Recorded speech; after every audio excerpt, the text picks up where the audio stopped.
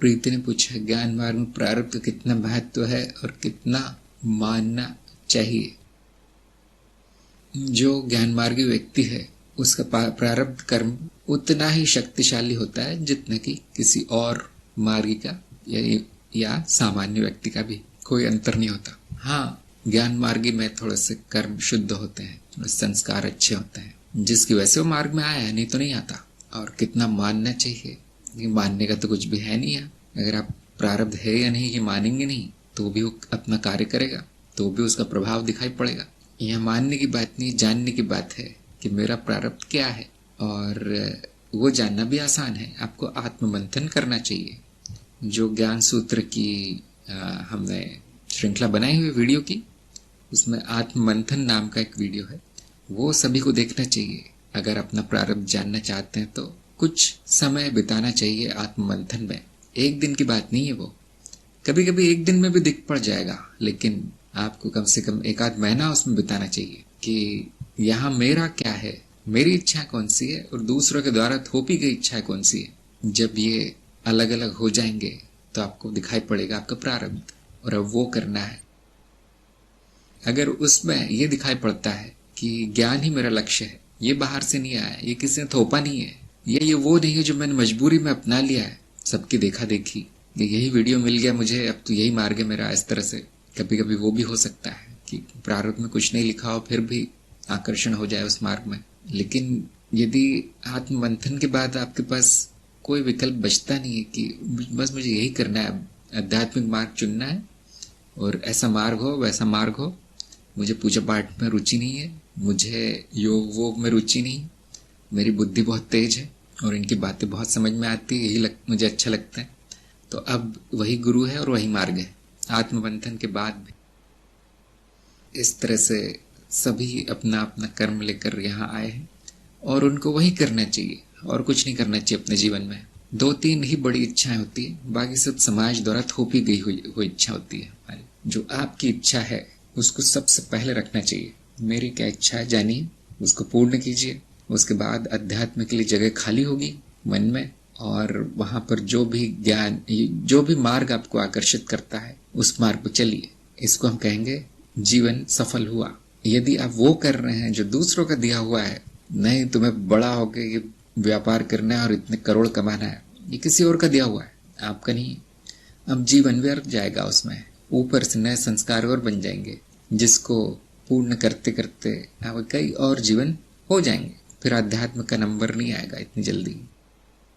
मैंने देखा है कि आम जनता और यहाँ तक कि अधिकतर साधक भी भटकते रहते हैं, उनको पता ही नहीं मेरे जीवन में करना क्या है। फिर कोई बोल देता है ये ऐसे ऐसे गुरु है, उनको सुन लो कुछ हो जाएगा, वहां जाते हैं, फिर कहीं और जाते हैं, फिर 1-2 प्रश्न कहीं से सत्संग में पूछाते हैं, उनको पता ही नहीं करना क्या है। जो आवेग आ गए उनके मन में, उन्हें पूरा करने में लगे रहते हैं, तो उनका जीवन व्यर्थ जाता है। यहाँ तक कि उनको बताया जाए कि देखिए आप सही नहीं कर रहे, व्यवस्थित नहीं चल रहे हैं, कभी ये ध्यान कर लिया, कभी वो स्नान कर लिया, कभी कुछ कर लिया, पूजा कर ली, कभी ये किताब पढ़ ली, कभी वो, ऐसे शुरू में व्यक्ति भटकता है। तो सभी लोग करते हैं ऐसा, कुछ इसमें इतना बुरा नहीं है। लेकिन अगर सारा जीवन ही ऐसा करते रहे और बताने के बाद भी कि अब तो सही रास्ते पे आ जाओ, अब तो अपने स्वधर्म पर आ जाओ, स्वधर्म मतलब जो कि प्रारब्ध द्वारा निर्धारित है, और उसके बाद भी वो नहीं करते, तो मतलब बुद्धि में अशुद्धि है, मूर्खता है थोड़ी सी। जब वो बहुत धक्के खा लेता है व्यक्ति, उसके बाद मंथन शुरू होता है कि मैंने ये सब क्यों किया, मैंने गलतियां ही गलतियां की अपने जीवन में और कुछ नहीं किया। तो जब वो मंथन शुरू होता है तब शांति होती है, थोड़ा शांत चित्त हो जाता है उस व्यक्ति का। जिसकी ये अभी तक स्थिति नहीं पहुंची है उसका कोई भविष्य नहीं, उसका जीवन व्यर्थ ही जाने वाला है। जिसने आत्ममंथन नहीं किया व्यर्थ है उसका जीवन, फिर उसको न गुरु मिलेगा न मार्ग मिलेगा। सुनीता ने पूछा, मेरे प्रारब्ध कैसे जानूं, प्रारब्ध क्या है? जो करने से आपका मन नहीं भरता, जो इच्छाएं बलवती है, जो बार बार आती है, उसी के पीछे आप लगे हैं, जो कार्य करने में सबसे संतुष्टि मिलती है, सबसे सुख, सबसे आनंद आपको मिलता है, वो आपका प्रारब्ध है। बाकी थोपा हुआ है जो अभी संग्रह किया जा रहा है वो आपका प्रारब्ध नहीं है, उसको क्रियामान या ऐसा कुछ कहते हैं। वो है जो भविष्य में फल देगा। क्या है वो? थोपा हुआ, जो आपके माँ बाप ने आपके ऊपर थोपा है, आपके समाज ने आपके ऊपर थोपा है, जिसके लिए आपने जन्म नहीं लिया था फिर भी आपने सिर पे ले लिया उसको। वो क्रियामान या ऐसा कुछ नाम है उसका। प्रारब्ध वो है जिसके लिए आपने जन्म लिया है, जो करने के लिए। तो कैसे जानूं? यही तरीका है। क्या अच्छा लगता है आपको? क्या इच्छा है? ये जो आरोपित इच्छा है उनको हटा देने के बाद क्या बचता है आपके जीवन में? वो आपका प्रारब्ध है। अरे सब हटा दो तो मेरे में बस केवल अध्यात्म की इच्छा है कि मुझे गुरु मिले और मेरी प्रगति, तो वही तो प्रारब्ध है। फिर ये सब हटाने के बाद मुझे लगता है कि बहुत ज्यादा पैसा कमाओ तो वही मजा है जीवन का, तो वही प्रारब्ध है। मुझे तो बस शादी की इच्छा है, बच्चे बच्चे हो जाए, कोई मिल जाए जो मेरा ध्यान रखे जीवन भर, वही प्रारब्ध है। अगर आपको शंका है कि ये प्रारब्ध है या नहीं, तो थोड़ा सा मंथन जरूरी है, थोड़ा सा प्रयास जरूरी है, करके देखना जरूरी है। प्रयोग कीजिए, अगर उसमें आनंद आ रहा है तो वो प्रारब्ध है, और लगातार आ रहा है तो संतुष्टि है तो प्रारब्ध है, और इच्छा पूर्ति होती जा रही है, शांति आती जा रही जीवन में, तो आपका प्रारब्ध समाप्त हो रहा है। बेचैनी आ रही है, दुख ही दुख है, तो आप भटक गए। फिर कुछ लोग कहेंगे नहीं मुझे तो कोई इच्छा ही नहीं आ रही है, कोई प्रारब्ध ही नहीं है। कोई बात नहीं, गुरु की शरण में जाइए, आपको कोई प्रारब्ध दे दिया जाएगा। यहाँ क्या हुआ है कि मनुष्य योनि में नया नया है बेचारा, अब उसका प्रारब्ध बोलता है मुझे केवल सुबह उठ खाने का मन करता है, अच्छी अच्छी चीजें, और ये देखने का मन करता है फिल्म में, बस नया नया है, अभी अनुभवों का पहाड़ बना नहीं है उसका, अभी उसका संचित भी अच्छे से बना नहीं है। तो ऐसे लोगों का प्रारब्ध दिखाई नहीं देगा, तो उनको प्रारब्ध दिया जाता है। अक्सर आपका समाज दे देगा कि बेटा ये करो, पढ़ो लिखो, ऐसा बनो वैसा बनो, इतना कमाओ, उतने बच्चे पैदा करो। अब वो प्रारब्ध हो जाता है उसका। प्रारब्ध तो नहीं कहेंगे, वो हो जाता है, उसका कर्म फंस चुका है वो जगत में, संसार में। तो ऐसा व्यक्ति अगर थोड़ी बुद्धि चलाए और गुरु के पास जाए तो उसकी मुक्ति निश्चित हो जाती है, क्योंकि उसके पास इतना पहाड़ नहीं है जितना आप लोगों के पास है। और अंत में मैंने देखा है कि ऐसा कोई नहीं है, उनको पता नहीं होता है, बस अंधेरा इतना है कि उन्हें प्रारब्ध शब्द भी नहीं सुना है, तो पता क्या होगा। बहुत से लोग कहते हैं मेरी सारी इच्छाएं पूरी हो गई, अब मुझे कुछ नहीं करना है, तो उठते क्यों सुबह? ये माया का नियम है कि इच्छाएं पूरी हो गई तो श्वास बंद हो जाती है, सांस चलना बंद हो जाती है, वो आखिरी सांस होगी आपकी, क्योंकि सांस लेना भी इच्छा है, वो जीव नहीं बचेगा, इच्छा ही तो जीव को चलाती है। तो सुबह उठते क्यों हो, खाते पीते क्यों हो? नहीं मैं तो बस सत्संग में, तो यही तो इच्छा है सत्संग में आने की। अभी इतनी स्पष्टता नहीं है, ये अभी इतना विकास नहीं हुआ है कि स्वयं का प्रारब्ध या स्वयं की इच्छा जान भी पाए। तो मैं कहता हूँ कोई बात नहीं, जो अच्छा लगता है वो चुन के शुरू कर देना है, वो मार्ग पे चलना शुरू कर देना है, अब खुद ही पता चल जाएगा एक दिन। या तो फिर आप बहुत अधिक भाग्यशाली हुए तो आपको ऐसे गुरु मिल जाएंगे जो शक्ल देख के बता देंगे तुम्हें क्या करना है। और मैंने देखा ऐसे होते भी हैं जो या तो शक्ल देखते हैं या तो फिर वो कुंडली वगैरह ये सब जन्म तिथि देख के बता देते हैं तुम्हें ये करना है। लेकिन मैंने देखा ऐसे लोगों को विश्वास नहीं होता उस बात पे, फिर भटक जाते हैं। तो यदि साक्षी भाव आ गया है, शांति आ गई है, आनंद में आप हैं, तो आराम कीजिए, आप कुछ नहीं करना है। अगर गुरु ने आपको कार्य दिया है निपटाते रहना है, नहीं तो वो भी नहीं। जैसे कि प्रारब्ध की बात चल रही थी, थोड़ा बहुत प्रारब्ध बचा होगा, वो भी आपको कुछ नहीं करना है, अपने आप होगा, वो पूर्ण अपने आप होगा और मनुष्य योनि समाप्त होगी। बधाई हो। सफल ने पूछा है कि कैसे जाना जाए कि कौन सा प्रारब्ध मेरा है। हाँ, बहुत अच्छा प्रश्न है आपका। जो भी कर्म है वो इच्छाओं को जन्म देते हैं, और वो इच्छाएं जो कहीं जिनको कि टाला नहीं जा सकता, जो बार बार आती हैं, जिनको पूरे किए बिना जीवन अधूरा सा लगता है, वो कर्म प्रारब्ध है। जिनको पूरा करके परम संतुष्टि मिले, वो प्रारब्ध है। अगर आप बाजार से जा रहे हो, आपको कोई वस्तु दिखी, अब वो इच्छा आ गई मन में खरीदने की, नहीं, वो प्रारब्ध नहीं। जो क्षणिक है वो बाहर से आता है, और जो थोड़े दिन चलता है वो मतारोपण है, पट्टी पढ़ाई गई है। और जो सारा जीवन जाता नहीं है, वो इच्छा है, वो प्रारब्ध है। तो हमने ये जो इच्छाओं का वर्गीकरण किया है वासना पूर्ति के उपाय श्रृंखला में, उसमें मैंने अवधि के आधार पर इच्छाओं को वर्गीकरण किया कि जो कम समय के लिए रहती इच्छा उसको क्या कहेंगे, और जो ज्यादा समय के लिए रहती है उसको क्या कहेंगे। तो मैंने शुरू किया आवेग से। आवेग जो क्षणिक होता है, एक क्षण के लिए आता है, वो भी इच्छा बन के आता है, लेकिन वो प्रारब्ध है क्या? नहीं, वो प्रारब्ध नहीं है। इस तरह से इच्छा और वासना और अभिलाषा, ऐसे 4-5 शब्द मैंने उपयोग किए। तो उसमें से जो अभिलाषा है, मेरे जीवन की अभिलाषा, वो प्रारब्ध है। ये है ज्ञान मार्ग की श्रृंखला, जिसमें कि एक विधि दी गई है, प्रारब्ध जानने की विधि दी गई है। जिनको विधियां पसंद है, जो सीधा नहीं जान सकते, वो बहुत आसान है जानना, है ना। अगर आप 5 मिनट भी बैठ जाए, ईमानदारी से सोचें कि मैंने क्यों जन्म लिया, तो प्रकट हो जाएगा वो तुरंत क्यों लिया। लेकिन हाँ, जो छोटे हैं उम्र में वो नहीं बता पाते, लेकिन ठीक है। तो एक विधि दी गई इस ज्ञान सूत्र की श्रृंखला में, जिसको हम कहते हैं आत्म मंथन, और ये दूसरी श्रृंखला है वासना पूर्ति के उपाय, जिसमें वासनाओं के बारे में कच्चा चिट्ठा खोला गया वासनाओं का। उसमें सब बताया गया कि कौन सी वासना कितनी देर चलती है, और ये सब चीजें बताई गई हैं। कौन सी वासना पूरी करनी, कौन सी नहीं करनी, ये सब बताया गया। जो दूसरों के द्वारा थोपा गया है वो पूरा नहीं करना है आपको, बिल्कुल नहीं। वो उन्हीं के ऊपर वापस थोप दीजिए जिन्होंने थोपा है। आपको वो पूरा करना है जिसके लिए आपने जन्म लिया है। और कभी कभी जिसके लिए आपने जन्म लिया है वो हो सकता है अनैतिक हो सकता है आवश्यक नहीं हो। तो यहाँ पे गुरु की बहुत जरूरत है। फिर गुरु से पूछना है, मेरी इच्छा है कि मैं किसी दूसरे देश में जाके आक्रमण करूं, उनका सफाई कर दूं, क्योंकि वो बहुत बुरे लोग हैं। अब गुरु बताएगा बेटा ऐसा मत करना, तुम्हारा प्रारब्ध भले ही हो, लेकिन उसी इच्छा को किसी दूसरे रूप में पूरा किया जा सकता है। जैसे ये जो इच्छा आई है दूसरों का नुकसान करने की, किसी और देश का नुकसान करने की, उसके पीछे एक कारण है कि मैं अपने देश का भला करना चाहता हूँ, है ना।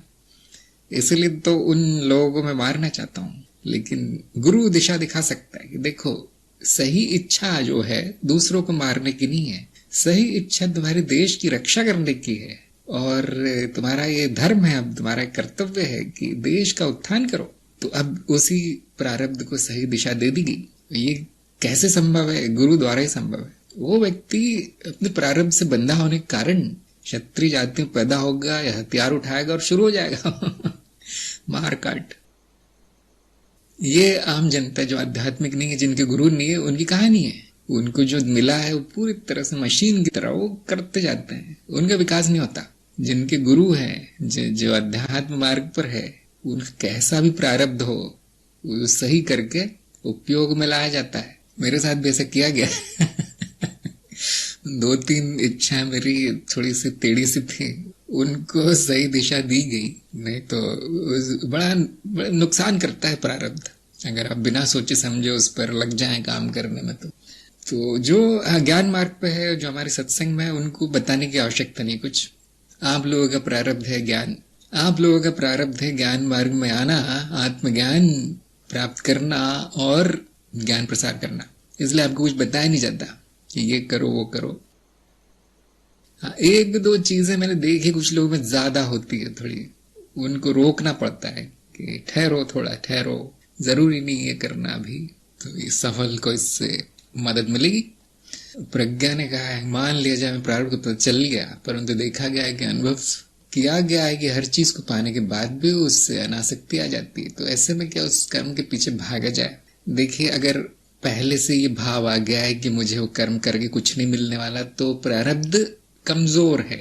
पहले से ये भाव आ गया है कि ये कर्म नहीं करना है, मुझे मजा नहीं है, तो प्रारब्ध मतलब वो मर चुका है, वो समाप्त हो गया किसी कारण से। जहां इच्छा आई थी वही इच्छा वो पूर्ण हो गई, समाप्त हो गई कहीं। तो अगर मन ही नहीं हो रहा है आपके करने का उसे, तो फिर वो कैसा प्रारब्ध तो है नहीं, फिर पहले ही अनासक्ति आ गई है। लेकिन पूरी तरह जानते हुए कि कर्म मेरा नहीं है, ये प्रारब्ध मेरा नहीं है, ऐसे माया है, मिथ्या है, उसके बाद भी ऊर्जा बची है उस जीव में कि नहीं, करना ही चाहिए मुझे, ये खत्म करना है मुझे ये कार्य करके, वो प्रारब्ध है, उसमें अभी भी शक्ति है, अभी उसमें जान है। तो ध्यान दीजिए। इसलिए हम हमेशा कहते हैं जो आवश्यक है वो करना है। अगर नहीं लगता आवश्यक, ऐसे लगता है अरे ये करके तो कुछ मिलेगा नहीं, अनासक्ति होने वाली है, जबकि आपको पता है कुछ भी कर लीजिए अनासक्ति ही होने वाली है। लेकिन यदि वो आवश्यक लग रहा है तो उसके पीछे भागना चाहिए, फिर वो कर लेना चाहिए, क्योंकि अनासक्ति आ जाएगी। ये सोच के कर्म रोक लेना कर्महीनता नहीं है, वो कर्महीनता नहीं है। संपूर्ण अनासक्ति के साथ संपूर्ण कुशलता से वो कर्म करना कर्महीनता है। आप कहेंगे इसमें क्या मजा है? इसी में मजा है। अगर उसको अपना मान के आसक्त भाव से किया जाए तो मजा चला जाता है। फिर जैसे कलाकार हैं, एक्टर हैं, गायक है, ये पूरा रस लेके काम करते हैं, भरपूर पैसा कमाते हैं, जबकि जो दूसरे लोग 9 से 5 जो है वो पता नहीं क्या काम करते हैं, वो बिल्कुल मन नहीं लगता उनके काम में, मजदूरी करते हैं, थोड़े बहुत पैसे मिलते हैं। क्या कारण है? एक खेल है उनके लिए, खेल मात्र है, उनका प्रारब्ध है वो, इसलिए भरपूर सफलता मिलती। दूसरे मामले में खेल नहीं है, वो कार्य है, जरूरी कार्य है। नौकरी तो जरूरी है ना, जरूरी कार्य है, इसीलिए उसमें कोई सुख नहीं है, इसलिए उसमें कोई समृद्धि नहीं है। यदि जीवन खेल नहीं हो गया है तो आप स्वधर्म से भटक गए प्रारब्ध से भटक गए। अब गुरु के शरण में जाइए। विराट ने पूछा है, मनुष्य का जरूर कुछ प्रारब्ध होगा तभी मनुष्य रूप में जन्म होगा। हाँ जी, बिल्कुल सही। जब विकास क्रम बढ़ते बढ़ते होते होते उस मंजिल पे पहुंच जाता है कि अब उसकी इच्छाएं मनुष्य रूप में ही पूरी होंगी, तो वो कारण शरीर मनुष्य रूप ही धरता है, या मनुष्य के गर्भ में ही संपर्क करता है। हमारा मॉडल है उसके अनुसार, जो पुराना मॉडल है, पुराना कहना है लोगों का, उसके अनुसार वो रूप धरता है। तो कब मनुष्य रूप में आ जाएगा वो? जब उसकी इच्छाएं केवल मनुष्य रूप से पूरी हो सकती है, या कुछ इच्छाएं, तब वो कोई और रूप नहीं धरेगा, मनुष्य रूप। इसे हम कहते विकास हो गया उसका। मनुष्य रूप कब छूटेगा? जब उसकी इच्छाएं मनुष्य रूप से पूर्ण होना संभव नहीं है, वो सब पूर्ण हो चुकी है, अब उसे कुछ नहीं करना है इस मनुष्य के रूप का, तो अब वहां आकर्षण नहीं होगा, वो रूप नहीं धरेगा। कौन सा रूप धरेगा फिर? देव रूप, देव योनि, क्योंकि वो वाली इच्छाएं अब देव रूप में ही पूरी हो सकती है। सुवेद ने कहा है, जब प्रारब्ध का भी मैं साक्षी हूं तो वह पूरा हो या ना हो, कुछ हो या ना हो, मेरा नहीं। मेरा प्रश्न है कि तब उस प्रारब्ध का क्या होगा? वही होगा जो होना है, जो पूर्व निर्धारित है। देखिए, आपके कहने से कि मैं दृष्टा हूं, मेरा नहीं है, ये खत्म नहीं हो जाएगा, ठीक वैसे ही चलेगा जैसे वो चलता है। वो बात सत्य है कि मेरा नहीं है, जिसका भी है, जीव का है, शरीर का है, कारण शरीर का है, वो तो अपना अपना मत है ना, लेकिन दृष्टा कुछ नहीं है, अस्तित्व कुछ नहीं है। और मान के लीजिए ये आपको जानना है कि संपूर्णता मैं हूं, तो सारे प्रारब्ध तो मेरे ही हो गए, मेरा ही रूप हो गया वो। लेकिन द्वैत के स्तर पर बात करें तो अनुभवकर्ता का प्रारब्ध से कोई लेना देना नहीं है, किंतु ये जानने के बाद, ये ज्ञान होने के बाद समाप्त नहीं हो जाएगा, ठीक वही होगा। इसके लिए मैं क्या उदाहरण देता हूं, बहुत बार दिया है उदाहरण, कि जब आप छोटे थे, बचपन में सिनेमा देखते थे टीवी पे, सिनेमा घर में, आपको पता नहीं था कि वो सत्य है असत्य। वहां कुछ डरावना दृश्य आ गया तो आप डर जाते थे, कोई रो रहा है तो आप भी रोते थे, कोई हंस रहा है तो आपको हंसी आती थी। उस बाल बुद्धि को सब सत्य लगता था। लेकिन आप बड़े हो गए, आप जान के कि वो खेल है, नाटक है, माया है, तो क्या वो सिनेमा चलना बंद हो गया? क्या आप पर्दे की तरफ नजर डालते हैं तो क्या गायब हो जाता है सब कुछ? नहीं, ठीक वैसा ही चलता है जैसे छपा हुआ है रील पे। वो छपा हुआ क्या है? वो संस्कार कहलाएंगे, हमारी उपमा में संचित कहलाएगा। वो कैसे चला जाएगा? हाँ, उसकी सत्यता चली जाएगी, मेरा नहीं, सत्य नहीं, इतना जाना जाएगा। ये सिनेमा खेल है, मिथ्या है, माया है, और अब आनंद उठाइए उसका। जब ज्ञान हो जाता है तो प्रारब्ध जाता नहीं, खेल हो जाता है, लीला हो जाता है। जो दुख का कारण था वो मनोरंजन का कारण हो जाता है। जैसे मान लीजिए आपको ज्ञान नहीं कि वो सिनेमा है, वहां कोई रो रहा है, रोते रोते घर आएंगे, बहुत दुख भरा अनुभव हुआ मुझे, वो नहीं होना चाहिए था। जैसे ही आपको पता चलता है वो सिनेमा है, नाटक है, वाह क्या एक्टिंग की थी उसने, मुझे भी रोना आ गया, पैसे वसूल हो गए। तो जब ज्ञान होता है तो जो दुख का कारण है वो लीला हो जाता है। बहुत से लोग प्रारब्ध समाप्त कर दूं, कहाँ समाप्त होगा वो? किसका होगा? अनंत है ये सिनेमा जिसे आप देख रहे हैं। अब उसका लीला हो जाना है, उसका समाप्त हो जाना है, किसी काम का नहीं रहा वो, अर्थहीन सा हो गया है। किंतु क्योंकि वो होकर रहेगा, नहीं तो अनुभव कैसे होंगे जन्म नहीं होंगे तो इंद्रियां नहीं होंगी, शरीर नहीं होगा तो अनुभव कैसे होगा? तो ये बहुत सुंदर एक रचना है प्रकृति में, ब्रह्म में, कि ऐसा होता रहा है, होता रहेगा। जैसे कि मैंने कहा, समयहीन है, एटर्नल, चलता रहेगा, चलता रहा है। अब जिसके मन में विचार आ गया नहीं मुझे खत्म ही कर देना है सब, वो विचार भी उस सिनेमा का ही भाग है अच्छी एक्टिंग है, बहुत होगा कुछ नहीं, चलता रहेगा। वंदना ने कहा, क्या गुरु को अपने शिष्यों के प्रारब्ध की जानकारी होती है? गुरु को वो जानकारी हो जाती है जो शिष्य की प्रगति के लिए आवश्यक है। अगर प्रारब्ध जानना आवश्यक नहीं है, बहुत अच्छा चल रहा है आपका काम, सीख रहा है, आज्ञा मान रहा है, निर्देश का पालन कर रहा है, प्रगति हो रही है, बुद्धि बढ़ रही है, तो जानने की आवश्यकता है। जो हो गया वो हो गया भूल जाओ, क्या करना है? जो अभी है वो महत्वपूर्ण है, हो गया वो हो गया। हम तो कभी कभी ऐसे कहते हैं कि साधक का कोई कर्म ही नहीं होता, क्यों? अब अब वो मार्ग पर आ गया है, अब उसके हाथ में आ गया सब कुछ। अब कुछ भी हो उसका प्रारब्ध मोड़ सकता है उसको, शक्ति आ गई उसमें। ध्यान दीजिए, सारी व्यवहारिक बातें हैं इसमें, है ना, ज्यादा बुद्धि लगाने की आवश्यकता नहीं है। व्यवहारिक के लिए हम ऐसा कहते हैं। जैसे मैं कहता हूँ चलो अब ये ज्ञान ले लो, ये वो ज्ञान ले लो, ये सही कर लो, वो सही कर लो। अब आप कहेंगे नहीं, मेरे प्रारब्ध में तो कुछ और है। आप ये क्यों कह रहे हैं? आप मेरा प्रारब्ध देखकर बताइए क्या है। नहीं नहीं नहीं नहीं, वो ठीक नहीं है। फिर तो आप मशीन हो गए। फिर तो अगर प्रारब्ध ही करना है सारा तो मशीन हो गए। हम चाहते नए संस्कार पड़े, और प्रारब्ध में जो है वो तो होकर रहेगा, लेकिन हम चाहते हैं उसके अलावा भी कुछ नया हो। इसलिए गुरु कभी कभी प्रारब्ध को अनदेखा कर देता है, कुछ नए संस्कार डालने का प्रयास करता है। और यदि जरूरत पड़ जाए कि क्या कारण है कि कुछ आगे नहीं बढ़ रहा है शिष्य, ऐसा क्या दबा हुआ क्या है उसमें, तो कभी कभी देख लेता है प्रारब्ध में जाके। और ये गुरु कृपा है, मतलब गुरु क्षेत्र की कृपा से कभी कभी पता चल जाता है। हम बस प्रार्थना करते हैं क्या किस कारण ये शिष्य अटक रहा है, प्रगति नहीं हो रही है। और कभी कभी मिल जाती है जानकारी, लेकिन मैंने देखा है कि जरूरत नहीं पड़ती हमें ज्यादा।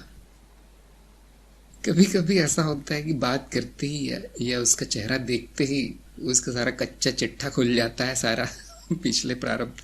लेकिन जरूरी नहीं है, वो आपको प्रगति करने के लिए आवश्यक नहीं जानना क्या आवश्यक है, मेरा मार्ग सही है या नहीं, मेरा गुरु सही है या नहीं मेरे लिए, ये जानना आवश्यक है।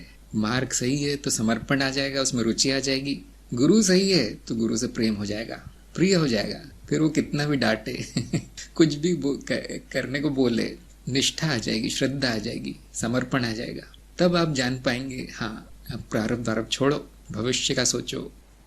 शिफाली ने पूछा प्रारब्ध का अर्थ क्या है? प्रारब्ध वो कर्म है या इच्छाएं हैं जो इस जीवन के लिए निर्धारित की गई है कि इस जीवन में ये करना है, ये इच्छाएं पूरी करनी है। इस प्लान के साथ हम आए हैं, योजना बना के आए हैं यहाँ।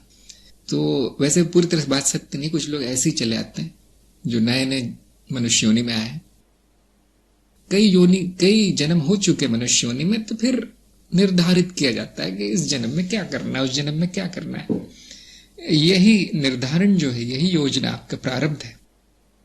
जैसे आप बाजार जाते हैं तो लिस्ट लिखे जाते हैं ना कि ये खरीदना है आज मुझे, उतने पैसे रख के जाते हैं अपने जेब में और ठीक वही करके आते हैं वापस। अगर वो नहीं किया आपने, वो नहीं खरीदा, कुछ और ही खरीद लिया, पैसे खर्च हो गए, तो घर आके क्या पता चलता है? डांट खानी पड़ती पहले तो बीवी की। दूसरा, आपका जो अगला ट्रिप होगा बाजार का, अगली यात्रा होगी, उसमें डबल कार्य करना पड़ेगा, है ना।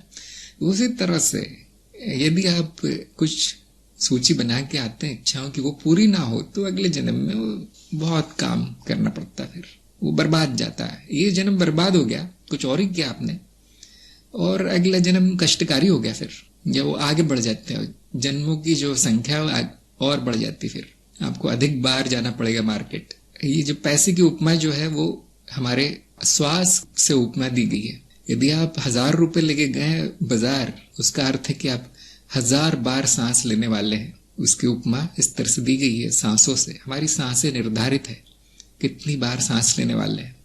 ये आपने सुना ही होगा, तो बड़ा लोकप्रिय ये जानकारी है। कोई जानता नहीं सच है कि झूठ है लेकिन इस तरह से कहा गया है कि हमारी सांसें ही हमारी करेंसी है, हमारा पैसा है, हमारी दौलत है। इतनी सांसों में इतने कर्म कर लेने हैं, नहीं तो आपने अच्छा खेल खेला नहीं, फिर स्कोर अच्छा नहीं बनाया। फिर जैसे क्रिकेट में ना, इतनी बॉलों में इतने रन बना लेने हैं, नहीं तो हार जाते हैं। फिर इसी तरह से अगर आपने जीवन जो समय निर्धारित है, जीवन काल, उसमें वो प्रारब्ध पूरा नहीं किया तो हार गए, फिर बर्बाद हुआ वो जीवन, व्यर्थ हुआ वो। तो प्रारब्ध का बहुत महत्व है। हम इतनी बार इस बात कर चुके हैं, देखिए पुरानी सत्संगों में देखिए थोड़ा प्रारब्ध के बारे में। राम ने कहा है क्या प्रारब्ध टाला जा सकता है माया में? प्रारब्ध से आपको सभी इच्छाओं की पूर्ति होने के बाद अपने आप छुट्टी मिल जाती है। अगर जन्म हो गया है तो प्रारब्ध पूर्ण होगा, जन्म लेने से पहले उसको टाला जा सकता है, फिर वो प्रारब्ध नहीं कहलाएगा। क्योंकि प्रारब्ध वो होता है जिसके साथ आपका जन्म होता है, उसके पहले उसको संचित कहते हैं। वो संचित कब नष्ट होता है? जब आत्मज्ञान होता है। अब ये बात कैसे पता हमें? ये तो अनुभव नहीं है किसी का भी, तो ये शास्त्रों में लिखा है, इसलिए हम इसे मानते नहीं है। क्योंकि जो हमने जो व्यवस्था बना रखी है उसमें शास्त्र ज्ञान के साधन नहीं कहे गए, लेकिन फिर भी लोगों में एक रुचि होती है कि मेरा संचित कब जाएगा, मेरा प्रारब्ध कब जाएगा, तो शास्त्रों में जो लिखा है बता दिया जाता है। अब ये आपकी श्रद्धा है, आप मानना चाहते हैं या नहीं मानना चाहते। अगर मनुष्य जन्म हो गया है तो उसके साथ जो मिला है वो मनुष्य जन्म के साथ ही पूर्ण होगा। अर्थात जैसे ही आप, जिस दिन आपकी मृत्यु होगी उसी दिन प्राकृतिक जो मृत्यु होती है उस दिन कहा जाता है कि प्रारब्ध पूर्ण हुआ इसलिए मृत्यु हो गई। और यदि आप दोबारा जन्म लेने का फैसला करते हैं, निर्णय करते हैं, तो नया प्रारब्ध और मिल जाता है, और अगर नहीं करते तो फिर छुट्टी। रोशन ने कहा है कोई भी तीव्र इच्छा जो पहले थी अब नहीं रही, अब उसकी इच्छा पूर्ति की भी इच्छा नहीं रही, तो क्या वह इच्छा प्रारब्ध बन जाएगी? नहीं, ठीक उल्टा है। यदि इच्छा पूर्ण हो गई है और अब वो इच्छा बार बार आती नहीं है तो आपका प्रारब्ध पूर्ण हो गया है। प्रारब्ध तो पूर्ण नहीं हुआ है, वो भाग पूर्ण हो गया है जो आपको करना था, क्योंकि इच्छा कर्म का कारण है, इसलिए वो कर्म नहीं हो रहा है। जैसे आपने कहा कि इच्छा पूर्ति की भी इच्छा न रही, तो शब्द गलत है, लेकिन मैं समझ रहा हूं कि अब कर्म करने की इच्छा नहीं रही आपकी, इसका अर्थ है वो पूर्ण हो चुका है। अब कोई और इच्छा होगी, जारी रखिए। रोशन ने कहा इच्छा पूरी नहीं हुई फिर भी समय के साथ और ज्ञान के बाद इच्छा नहीं रही, वह इच्छा क्या कारण शरीर में जाएगी? नहीं नहीं नहीं, यदि इच्छा पूरी नहीं हुई और आप कह रहे इच्छा रही भी नहीं, तो वो तो पूरी ना होकर भी चली गई है, चिंता मत कीजिए। अगर वो पूरी नहीं होती तो वो दोबारा आती, लेकिन कारण शरीर में इच्छाओं का पहाड़ है, कोई और आएगी। हो सकता है कभी कभी ऐसा भ्रम होता होगी, अरे अब मुझे ये नहीं करना है, अगले जन्म में वही प्रकट होती। फिर क्यों, वो कोई नहीं जानता। देखिए ये सब कैसे कार्य करता है। कभी कभी दमन हो जाता है, आपको पता भी नहीं दमन हो गया है, वो अंगूर खट्टे वाली स्थिति आ जाती, कभी कभी नहीं मिल रही, मुझे नहीं चाहिए, अब ये दमन हो गया। अब शायद वो इस जीवन में आएगी नहीं वो इच्छा, लेकिन प्रकृति ने ऐसी व्यवस्था कर रखी कि आपका ये जो दमन है वो भी भुला दिया जाता है, वो दोबारा प्रकट होती है। चिंता मत कीजिए, उनकी कार्यप्रणाली बहुत सटीक है, उससे बचा नहीं जा सकता। अगर वो चली भी गई है, हम निश्चित रूप से कह नहीं सकते कहाँ गई है, क्या हुआ है, आ जाएगी। आ गई तो पूरी कर लेना है। इतना क्या सोचते हो कहाँ जाएगी, कारण शरीर में क्या है, किसको पता क्या है। अभी आपको, आपके सामने जो वर्तमान में जो प्रकट है उसकी चिंता कीजिए, अभी क्या है। वंदना का प्रश्न है, क्या जीव की सभी वासनाएं प्रारब्ध से संचालित हैं? यदि हाँ, तो जीव अपनी वासनाओं को कैसे पहचान सकता है? नहीं, सभी वासनाएं नहीं, बहुत सारी वासनाएं आपके समाज द्वारा आरोपित है, जिसको आम भाषा में कहेंगे बाकी लोगों ने थोपी है आप पे। जो जीव की प्रारब्ध से वासनाएं आती हैं वो 3-4 से ज्यादा नहीं होती, ये मेरा स्वयं का अनुभव है। यदि व्यक्ति उन 3-4 वासनाओं की ही पूर्ति कर दे तो संपूर्ण जीवन शांति सुख से कटेगा। क्या हुआ है कि समाज कीचड़ में ये जीव भी रंग गया है। बहुत सारी आपकी वासनाएं बाकी लोगों की उधार ली हुई है, आपकी खुद की नहीं है। बहुत सी तो थोपी गई है। आपको किसने बताया था कि किसी फैक्ट्री में नौकरी करना है 12 घंटे ताकि आप एक टीवी खरीद पाओ और उसमें कचरा देख पाओ? ये वासना आप प्रारब्ध से लेकर आए थे क्या? आपको किसने बताया था कि शादी करो और 5-6 बच्चे पैदा करो और जिंदगी भर गरीबी और पिंजरे में काटो? क्या ये आपकी वासना है? कोई गधा ही होगा जो इस तरह की वासनाओं के साथ मनुष्य जन्म लेगा। मनुष्य जन्म की खासियत है मुक्ति, स्वतंत्रता, स्वच्छंदता, मन मर्जी, रचनात्मकता, न कि जो पहले से ही करोड़ों बार हो चुका है उसको दोहराना। आपका समाज क्या करता है? जो करोड़ों बार हो चुका है वो दोहराता है। किसी ने कुछ नया होते देखा है इस समाज में? नया कुछ हो गया तो उसकी जबरदस्त आलोचना होती है, उसका अवरोध होता है। जो नए करने जाते हैं उनकी समाज में कोई जगह नहीं है। जो पुरानी घिसी पिटी चीजें दोहराना चाहते हैं उनको सामाजिक प्रतिष्ठा मिलती है। तो आपका अपना ही अनुभव है कि यदि आप जो समाज कहता है उसे त्याग दें, उसे फेंक दें, तो आपका जीवन बड़ा सरल हो जाता है। इस सामाजिक गंदगी से यदि आप बाहर निकल जाएं तो स्वतंत्र हो जाते। अब आप जो प्रारब्ध लेकर आए हैं अब आराम से उसको पूर्ण कर सकते हैं। यदि आपका प्रारब्ध पूर्ण होता रहा, कर्मों के फल आते रहे, इच्छाएं पूरी होती रही, तो इस मनुष्य जीवन से प्राकृतिक रूप से जल्दी छुट्टी हो जाएगी, देव योनि में सीधे पहुंच जाएंगे। क्यों पड़े हुए हैं हजारों जन्मों से? क्योंकि आपके प्रारब्ध खत्म ही नहीं होता। संचित होता जा रहा है, समाप्त नहीं हो रहा। उसका कारण है आप जिस तरह के वातावरण में रहते हैं। और इस वातावरण से छुट्टी क्यों नहीं हो पा रही फिर, यदि इतना बुरा है तो? अज्ञान, वो अज्ञान क्यों है, गुरु नहीं। शिव वाले ने कहा प्रारब्ध किसने निर्धारित किया है? किसी ने नहीं किया। जब प्रारब्ध की बात हो रही तो कारण शरीर की बात हो रही है ना, वहां पे तो व्यक्ति है नहीं। व्यक्ति तो जब तब होता है जब शरीर जन्म आ जाता है, हो जाता है, वो भी 3 या 4 5 साल की आयु तक, और 12 साल में वो व्यक्तित्व बन के तैयार होता है। यहाँ उसके पहले कुछ नहीं, उसके पहले प्रकृति है, माँ है, देवी है। कुछ लोग कहते कारण शरीर निर्धारित करता है, लेकिन वो चल रहा है, वो तो मशीन की तरह प्रक्रिया चल रही है। कौन करता है? कोई नहीं है। हाँ, कल्पना कर सकते हैं कि देवी करती होगी, प्रकृति करती होगी, मैं स्वयं करता हूँ कि मैं ही तो ब्रह्म हूं। अब ये तो कर्ता भाव को बस ऊपर की ओर ठेलना हो गया, ऊपर धकेल दिया गया किसी के सिर पे। कर्ता भाव कहीं नहीं है, निर्धारित होता है, करता नहीं है कोई, अपने आप ही निर्धारित है। अब जैसे उसका एक उदाहरण है कि अगर आपने बगीचे में नाली बना दी है कि पानी यहां से आ जाएगा, या अपने आप ही बन गई बरसात के कारण, तो अगली बार जब पानी बरसेगा तो उसी नाली से जाएगा। तो हम क्या कहते हैं, निर्धारित कर दिया गया था कि ये पानी ऐसे ही बहेगा। किसने किया? पता नहीं किसने किया वैसे ही होता है। अंकिता ने कहा इतनी गोपनीयता क्यों है? यदि मनुष्य को मृत्यु से पहले ज्ञान हो जाए उसके कर्मों का, तो क्या अगले जन्म में उन्हें सुधार नहीं सकता? कहाँ गोपनीयता है? क्या आपको ज्ञान नहीं हो रहा अपने कर्मों का? क्या आपको ज्ञान नहीं है? यहाँ क्यों आए हैं? आपके प्रारब्ध का ज्ञान नहीं हुआ आपको, अंकिता को? मैंने कहा तो था जो इस सत्संग में है सबका प्रारब्ध एक ही है, ज्ञान मार्ग पे चलना। नहीं तो यहाँ क्यों आते आप? हाँ, 1-2 भूले भटके आगे लोग टिक नहीं पाते, वो नमस्ते करके चले जाते हैं, देखा ही होगा जिनका मार्ग ज्ञान मार्ग नहीं है, जिनका प्रारब्ध अध्यात्म नहीं है, वो नहीं टिक सकता ऐसी जगह जहां पे एक आदमी बोलता है 2 घंटे और पता नहीं चलता क्या बोलता हो सब सिर के ऊपर से जाता है। हाँ हाँ, जान लीजिए वो प्रारब्ध नहीं है उसका। खाना पीना ऐश करना भोग संसार प्रारब्ध है उसका। अंकिता ने नहीं जाना, ज्ञान नहीं हो आपको अपने कर्मों का। गोपनीयता नहीं है, अज्ञान है। देखिए जो अज्ञानी होगा वो एक मैं नहीं जानता, मुझे याद ही नहीं है मैंने क्या कर्म किए थे पूर्व जन्म में। अरे बेटा तुम अज्ञानी हो, इसलिए गोपनीय प्रकृति ने छुपा के रखा है। नहीं, कुछ नहीं छुपा के रखा है प्रकृति ने। जिसकी आंख है उसके लिए सब प्रकट है। योगेश ने कहा है प्रारब्ध क्या है? वो इच्छाएं हैं जो पूर्व जन्मों में पूरी नहीं हो पाई। एक वासनाओं की गठरी है जो आपको बांध के दी जाती है कि जाओ इसके साथ जाओ, नहीं तो यहाँ करोगे क्या, यहाँ रहोगे कैसे। जैसे आप कहीं सफर में जाते हैं तो जरूरी वस्तुएं साथ में ले जाते हैं गठरी में बांध के, वैसे आपको कारण शरीर कुछ वस्तुएं दे देता है कि जाओ इसको पूरा करके आओ, ये तुम्हारा काम है। उसको हम कहते हैं प्रारब्ध। बहुत सरल शब्दों में कि जो इच्छाएं अपूर्ण है उन्हीं इच्छाओं के साथ आपका जन्म होता है, इसीलिए उसे पूरा करना बहुत जरूरी है, नहीं तो कुछ नहीं होगा, वो बार बार होता रहेगा। तो ज्ञान मार्ग में तो हम कहते हैं होता रहे, हमें मेरा तो नहीं हो रहा, फिर भी इस जीव की इच्छा है कि वो बंद हो जाए, और जैसी वो इच्छा प्रकट होती है वो कटने लगता है।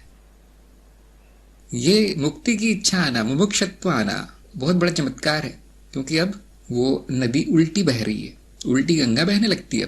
अब व्यक्ति उस पर ध्यान देता है जो जरूरी है, नहीं तो जो अज्ञानी है वो तरह तरह की इच्छाएं जमा कर रहा है। वो पुरानी तो रहेगी, उसको पता ही नहीं उसको क्या है, गठरी में क्या बांध के लाया हूं वो तो पता ही नहीं उसको, और जमा कर रहा है। यहाँ भी बोरा भर के ले जाता है साथ में एक, तो ऐसे लोगों का कुछ नहीं हो सकता। जिसमें इच्छा आ गई कि अब ये खत्म करना है मुझे, ये चक्कर जन्म मृत्यु का, भले ही अनुभव करता इन सबसे परे है, लेकिन जीव दुख भोग रहा है, उसकी प्रगति नहीं हो रही, जो कि एक बहुत अच्छी व्यवस्था कर रखी है यहाँ पे कि जीव की प्रगति होती है, उसको मुक्ति मिलती है। तो उसका सबसे आसान तरीका यही है कि जिस काम के लिए आए वो कर दो, नया काम मत लो, नया अपने सिर पे बोझा मत लो, कर्मों की बैटरी डिस्चार्ज कर दो, तो वो चलेगा नहीं फिर ये खिलौना। बहुत आसान है। और अगर बहुत है, पहाड़ है आपका, तो अभी शुरू हो जाओ, अनंत काल है आपके पास। अब ये नहीं कहना है कि मैं नहीं कर सकता, क्योंकि प्रारब्ध छोटा सा होता है। आपने अगर अनावश्यक का त्याग कर दिया तो बहुत जल्दी खत्म हो जाएगा। और अगर आप मार्ग में हैं, गुरु की शरण में है, गुरु क्षेत्रीय कृपा है, तो वो बांट लेते हैं। अगर एक पहाड़ भी हो, अकेला खोदने जाए व्यक्ति तो उसको सालों लग सकते हैं, लेकिन अगर आपके पास बुलडोजर हो और 1000 लोग उसके पीछे लगे हो तो वो 1 महीने में भी पूरा खत्म किया जा सकता है। इसीलिए परंपरा का इतना महत्व है, इसीलिए संघों का महत्व है, इसीलिए जो महापरिवार का महत्व है, जिसमें कि सब एक दूसरे का कर्म नष्ट कर रहे हैं, सफाया कर रहे हैं, तो उससे बहुत जल्दी हो जाता है काम। अकेला साधक थोड़ा समय लगा सकता है, लेकिन अगर साधना है तो जरूर खत्म होगा वो। क्योंकि मैंने देखा बहुत लोगों का छोटा सा ही होता है, कुछ छोटा सा, उनको अज्ञान है इसीलिए पूरा नहीं हो पाता, पता ही नहीं है क्या करना है मुझे। वो अज्ञान तब तक नहीं जाता जब तक गुरु नहीं मिलता, जब तक गुरु के प्रति समर्पण नहीं आता। जो गुरुओं को गालियां देते रहते हैं, जो अपने ही मार्ग को गालियां देते रहते हैं, वो कई जन्मों तक ऐसे ही अंधेरे में भटकते रहेंगे। उनका प्रारब्ध बढ़ता जाएगा, कम नहीं होगा। तो गुरु ही चाबी है आपकी, फिर क्या प्रारब्ध? गुरु है तो क्या प्रारब्ध? फिर सब हंसी खेल है। फिर तो मनु ने कहा कैसे पता चलेगा कोई प्रारब्ध है या नहीं है, क्या इसका अनुभव किया जा सकता है? बहुत आसान है। अगर आप जीवित हैं, सांस ले रहे हैं, तो प्रारब्ध ही प्रारब्ध है, यही अनुभव है। आलोक का प्रश्न है कि प्रारब्ध और कर्म में क्या अंतर है? परिवर्तन मिथ्या है तो फिर इस परिवर्तन में कर्म कैसे बन जाते हैं, जिस कर्म का फल भुगतना ही पड़ेगा? कर्म अर्थात जो भी स्मृति में संचित है, कारण स्मृति में, कारण शरीर भी कहते हैं उसे, और प्रारब्ध उसका छोटा सा भाग है जो अभी सक्रिय है जीव के रूप में। जो स्मृति में है वही इच्छा बन के उभरता है, और जो इच्छा होती है वो कर्म होता है, और जो कर्म होता है स्मृति में वापस संचित होता है उसके फलों के साथ। कारण प्रभाव इस तरह संचय बढ़ता जाता है और थोड़ा थोड़ा वो मिलता जाता है जीव को। जब तक वो संचय है तब तक इच्छा है, जब तक इच्छा है तब तक जीव है। ये स्मृति इच्छा अनुसार रूप लेती रहती। तो मान लीजिए कर्म पहाड़ है तो प्रारब्ध धूल का कण है, यही अंतर। परिवर्तन मिथ्या है तो कर्म भी मिथ्या है और उसका फल भी मिथ्या है, और जो भुगतता है जीव वो भी मिथ्या है। तो ये खेल संपूर्णता में चल रहा है मिथ्या रूप में। तो यहाँ पर गलती ये है, ये मान लेना गलती है कि फल सत्य है लेकिन कर्म झूठ है, ये गलती है। फल भी असत्य है, कर्म भी झूठ है। और ये मान लेना गलती है कि जीव भुगतता है, वो भुगतना सत्य है और वो किसी मिथ्या परिवर्तन के कारण भुगत रहा है, यह अज्ञान है। जीव भी असत्य है और जिसके कारण भी वो भुगत रहा है वो भी असत्य है। उसका भुगतना भी उतना ही असत्य है जितना कि कर्म। इसका उदाहरण हम ऐसे ले सकते हैं कि सिनेमा में एक व्यक्ति कुछ बुरा कार्य करता है और वो हीरो आगे उसकी पिटाई कर देता है। अब कुछ लोग कहेंगे कि नहीं वो बुरा आदमी नहीं था, उससे कर्म भी बुरा नहीं था क्योंकि वो पिक्चर है, उसकी पिटाई नहीं होनी चाहिए थी। लेकिन यहाँ पे अज्ञान ये आ गया है कि वो जो पिटाई को सत्य मान लिया गया। देखिए वो भी उस सिनेमा का ही भाग है, उस नाटक का ही भाग है, और जो उसकी पिटाई कर रहा है वो भी उतना ही असत्य है, वो कारण भी असत्य है, उसने जो किया वो भी असत्य है। लेकिन ऐसा प्रतीत होता है कि ये सब हुआ, और जिस चित्त में ज्ञान नहीं है, बुद्धि नहीं है, वो उसको सच्ची मान लेता है। जिसने थोड़ा सा सुन लिया है कि ये भाग जो है पिक्चर का असत्य है, वो उतने भाग को असत्य मान लेता है, वो बाकी को सत्य मानता है कि अरे ये असत्य था तो फिर उसकी पिटाई क्यों हुई। तो वो आलोक ने भी यही किया है, इसीलिए प्रश्न आया। अगर आप जानते कि कर्म भी असत्य है, मिथ्या है, उसका फल भी मिथ्या है, तो ये प्रश्न कभी नहीं आता। तो अज्ञान इसका कारण है। ज्ञान दवाई है, अज्ञान बीमारी है। आप शुरू हो जाइए। विराट ने कहा है प्रारब्ध तो कर्म के बराबर ही होगा। अगर कर्म हुआ तो हिसाब तो बराबर कैसा, अगर कम हुआ तो हिसाब तो बराबर कैसा। मिथ्या है पर है तो। प्रारब्ध कर्म के बराबर तभी होगा जब कर्म छोटा सा है, जब वो एक जीवन में पूर्ण किया जा सकता है तो पूरा का पूरा मिल जाएगा। लेकिन एक आम साधक के लिए इतना अधिक होता है कि एक जीवन में पूर्ण नहीं किया जा सकता, तो थोड़ा थोड़ा भागों में बांट कर दिया जाता है। और जो संचय करता जा रहा है कर्मों का, उसकी मुक्ति नहीं है, क्योंकि ये सिलसिला बंद नहीं होगा। फिर अगर आप चाहते हैं कि कर्म समाप्त हो जाए, प्रारब्ध उतना ही हो जाए जितना कि मैंने अभी किया है, उसी का फल मिले बाकी ना मिले, तो कर्म संचय खत्म करना पड़ेगा, जिसका ज्ञान मार्ग में सीधा सा रास्ता बताया गया। बहुत आसान है, संपूर्ण चेतना में कर्म करना है, जो आवश्यक है वो करना है, तो वो पहाड़ जो है पूरी तरह से नष्ट हो जाता है। अगर कम हुआ तो हिसाब तो बराबर, हाँ कम नहीं है इसलिए हिसाब बराबर नहीं है, बहुत ज्यादा मिलता है। मिथ्या है पर है तो मिथ्या है, हाँ अगर आपका कहने का मतलब है कि मिथ्या है तो भी सत्य तो लगता है, हाँ सत्य लगता है लेकिन है नहीं, तो प्रश्न का अर्थ मेरे समझ में नहीं आया। मिथ्या है तो है तो आप क्या ये कहना चाहते हैं मिथ्या है तो उसको कैसे अस्वीकार कर दें? अस्वीकार करने की जगह उस पर कार्य कीजिए, क्योंकि ये कार्य करने वाला भी मिथ्या है। तो मिथ्या में मिथ्या से छुट्टी मिलती है। मिथ्या रूपी गधे को मिथ्या रस्सी से ही बांधा जाता है, ध्यान दीजिए, और उस गधे को अगर मुक्त करना है तो मिथ्या रस्सी काटनी पड़ती है, अदृश्य रस्सी। उसके बिना वो गधा वहां से हिलता नहीं है, क्योंकि वो यही सोच के बैठा है कि मैं तो बंधा हूं। तो एक कर्म करना पड़ता है गधे के मालिक को कि ले बेटा मैंने खोल दी रस्सी, उसको एक दिखावा सा करना पड़ता है। अब गधा सोचता है अरे हाँ खुल गई, अब वो स्वच्छंद घूमता है। तो है मिथ्या तो है, उसका इलाज भी मिथ्या है। सुशील ने कहा है कि आपने वासना पूर्ति के उपाय वाली वीडियो में कहा था कि जीवन में चेतना का प्रयोग करने के लिए आपको कुछ करने की जरूरत नहीं है, केवल ध्यान ले जाना है। मेरा आपसे प्रश्न है कि जब भी कोई ऐसा वासना उत्पन्न होती है तो मुझे इस बात पर ध्यान देने से कि क्या ये कार्य वास्तव में आवश्यक है। मुझे जब इसका उत्तर मिले नहीं तो मुझे उस वासना का क्या त्याग कर देना चाहिए। आत्मावलोकन शब्द से अभी तक मैं केवल समझ पाया हूँ। अगर मेरी धारणा गलत है तो कृपया आत्मावलोकन की शुरुआत कैसे करें, मेरी सहायता करें। बहुत अच्छा प्रश्न है आपका, व्यवहारिक प्रश्न है। तो साक्षी भाव का अर्थ है कि चित्त में जो भी वृत्तियां उठ रही हैं, चित्त में, शरीर में, वातावरण में, सब जगह, उनको देखते रहना साक्षी भाव से। वो कोई कर्म नहीं है, साक्षी भाव भाव है, होना मात्र है। तो क्या कर्म बंद हो जाएंगे? नहीं, कर्म चलते रहेंगे। क्या बंद हो जाएगा? जो अनावश्यक है बंद हो जाएगा। क्यों? वो दिख पड़ेगा। किसको दिख पड़ेगा? बुद्धि को। बुद्धि पकड़ लेती है कि देखो ये दिख गया मुझे, अनावश्यक है, ये सब मैं नहीं हूं, ये मशीन चल रही है चित्त की, उसमें ये सब उठ रहा है, ये वाला भाग अनावश्यक है, इतना दिख जाता है। फिर उस पर कर्म नहीं होते, क्योंकि आपके पास अब एक चुनाव है, आप नियंत्रित कर सकते हैं उसको। अगर ये पता न चले कि वो आवश्यक है कि अनावश्यक है, ये इनका प्रश्न है कि मुझे पता नहीं चल रहा है आवश्यक है अनावश्यक है, तो बहुत आसान है, उसका पर्याय है, क्या वो आनंददायी है?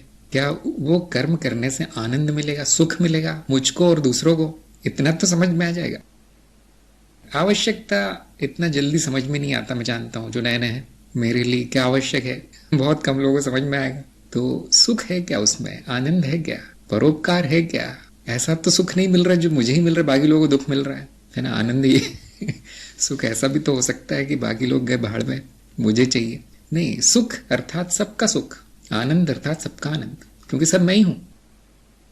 ये मानदंड अपना सकते हैं आप जब आपको समझ में ना आए कि वो आवश्यक है।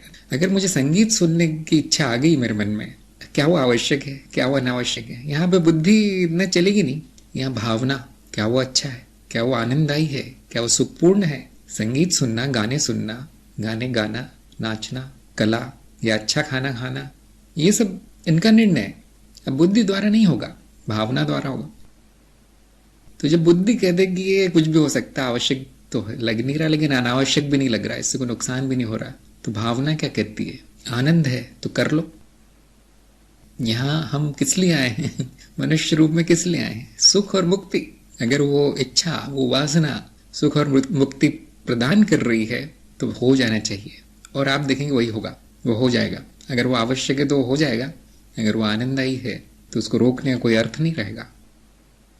यदि आपको बहुत शंका है तो त्याग कर दीजिए, खतरा नहीं लेना है। अगर आपको इतनी शंका हो रही, अरे बाप रे क्या है ये वासना, समझ में नहीं आ रहा मुझे, न कोई अच्छी भावना आ रही है उसके पीछे, तो छोड़ देना चाहिए। अगर वो आवश्यक होगा तो होकर रहेगा। यही आवश्यकता का की परिभाषा है। क्या आवश्यक है? होकर रहता है वो। क्या सांस लेना आवश्यक है? कैसे जानेंगे? बंद करके देखिए, होकर रहेगा। क्या खाना खाना आवश्यक है? हाँ, होकर रहेगा। अब क्या प्रारब्ध पूर्ण करना आवश्यक है मेरा? होकर रहेगा, वो प्रारब्ध होकर रहेगा। आप उसको दबा सकते हैं, खो सकता है वो, अगले जन्म में फिर मिल जाएगा, कई जन्मों तक दबा सकते हैं, फिर मिल जाएगा। इसलिए मैं अक्सर कहता हूं प्रारब्ध जान लीजिए। अब आवश्यक है वो जानना, उसको करना आवश्यक है। ये मत सोचिए कि जनता क्या कहती है, समाज क्या कहता है, क्योंकि आपके लिए आवश्यक है, हो सकता है किसी और के लिए ना हो। हाँ बिल्कुल सही है, सबकी अपनी अपनी आवश्यकता है। जिसने स्त्री रूप में जन्म लिया है, हो सकता है कि उसका प्रारब्ध जन्म देना हो, बच्चे हो। एक से ज्यादा है तो फिर समस्या है, वो फिर प्रारब्ध नहीं होगा। एक तक मैं मान सकता हूं कि प्रारब्ध है, एक में ही वो शांत हो जानी चाहिए इच्छा। लेकिन क्योंकि वो आवश्यक है स्त्री के लिए, क्या हम उसको पुरुष पे थोप सकते हैं कि देखिए आवश्यक है आप भी करो? वो संभव नहीं है। मैंने थोड़ा मजाक में दिया उदाहरण, लेकिन ऐसा नहीं हो सकता कि एक की आवश्यकता दूसरों के लिए भी आवश्यक हो, होता नहीं ऐसा। इसलिए अपना प्रारब्ध जानिए, वो आवश्यक है। बाकी जो शारीरिक कर्म हो रहे हैं जिसके मैंने उदाहरण दिए हैं, सांस लेना, भोजन आदि, वो उसको प्रारब्ध का भाग नहीं कह सकते हम। वो तो इसीलिए आवश्यक है क्योंकि मशीन चलती रहती है, मशीन को चलाने के लिए आवश्यक है। मूलाधार है वो, मूलभूत है ना। ऐसा कौन कहेगा मैंने सांस लेने के लिए जन्म लिया है? हो सकता है कुछ लोग कह भी दे। तो आत्मावलोकन का अर्थ साक्षी भाव है ज्ञान मार्ग में। हम वैसे नए शब्द उपयोग नहीं करते, बहुत बहुत मजबूरी हुई तो ही नया शब्द लाते हैं हम, नहीं तो नहीं करते। तो हम आत्मावलोकन नहीं कहेंगे, उसे साक्षी भाव ही कहेंगे। अदिति ने कहा है कि प्रारब्ध की जानकारी ना होने पे उसके दिशा में कर्म करने की क्या संभावना है, और अपने प्रारब्ध कैसे जान सकते हैं। इस बात पे तो बहुत चर्चा हुई है हमारे सत्संग में कि प्रारब्ध की जानकारी ना हो तो भी व्यक्ति वही करता है जो उसका प्रारब्ध है, किंतु बहुत अड़चन आती है, उसमें संघर्ष होता है, आसान नहीं होता। क्यों? क्योंकि वो दूसरे की थोपी हुई इच्छाओं को पूरा करने में लग जाता है, क्योंकि स्वयं का पता ही नहीं क्या है, मेरे जीवन का क्या उद्देश्य पता नहीं होगा तो आप दूसरों के थोपे उद्देश्य ले लोगे, और ऐसा जीवन कष्टमय जाता है, दुख में डूबा होता है ऐसा जीवन। किसी में भी संतुष्टि नहीं होती, क्यों? वो आपका नहीं है इसलिए दूसरों का ढो रहे हो। तो कैसे जानूं? अब आपको एक अनुमान मिल गया होगा, कैसे जानूं? जिसमें आनंद है, जो बोझ नहीं लगता, जिसको करते हो आप थकते नहीं है, जिसकी इच्छा सबसे प्रबल है आप में। और हाँ, इसमें कभी कभी अंदाजा गलत भी निकल जाता है, कुछ कह नहीं सकते। तो जो लंबे समय तक चलती है इच्छा, उसको हम प्रारब्ध कहते हैं, और उसी में सबसे संतुष्टि है। तो क्या होता है, ये सुनने के बाद लोग आते हैं कि मेरा तो कुछ है ही नहीं, मेरी तो कोई इच्छा ही नहीं है। तो इसका अर्थ है कि यहाँ अभी उतावलापन है, देखा नहीं अभी तक बैठकर अच्छे से। जैसा कि मैंने कहा, हजारों जन्म अंधकार में गए, इसी तरह प्रारब्ध शून्य गए। कई जन्मों तक तो आपको बताने वाला भी कोई नहीं था कि प्रारब्ध नाम की चीज होती है, कौन सी चिड़िया होती है। तो एक दिन में कैसे आ जाएगा वो?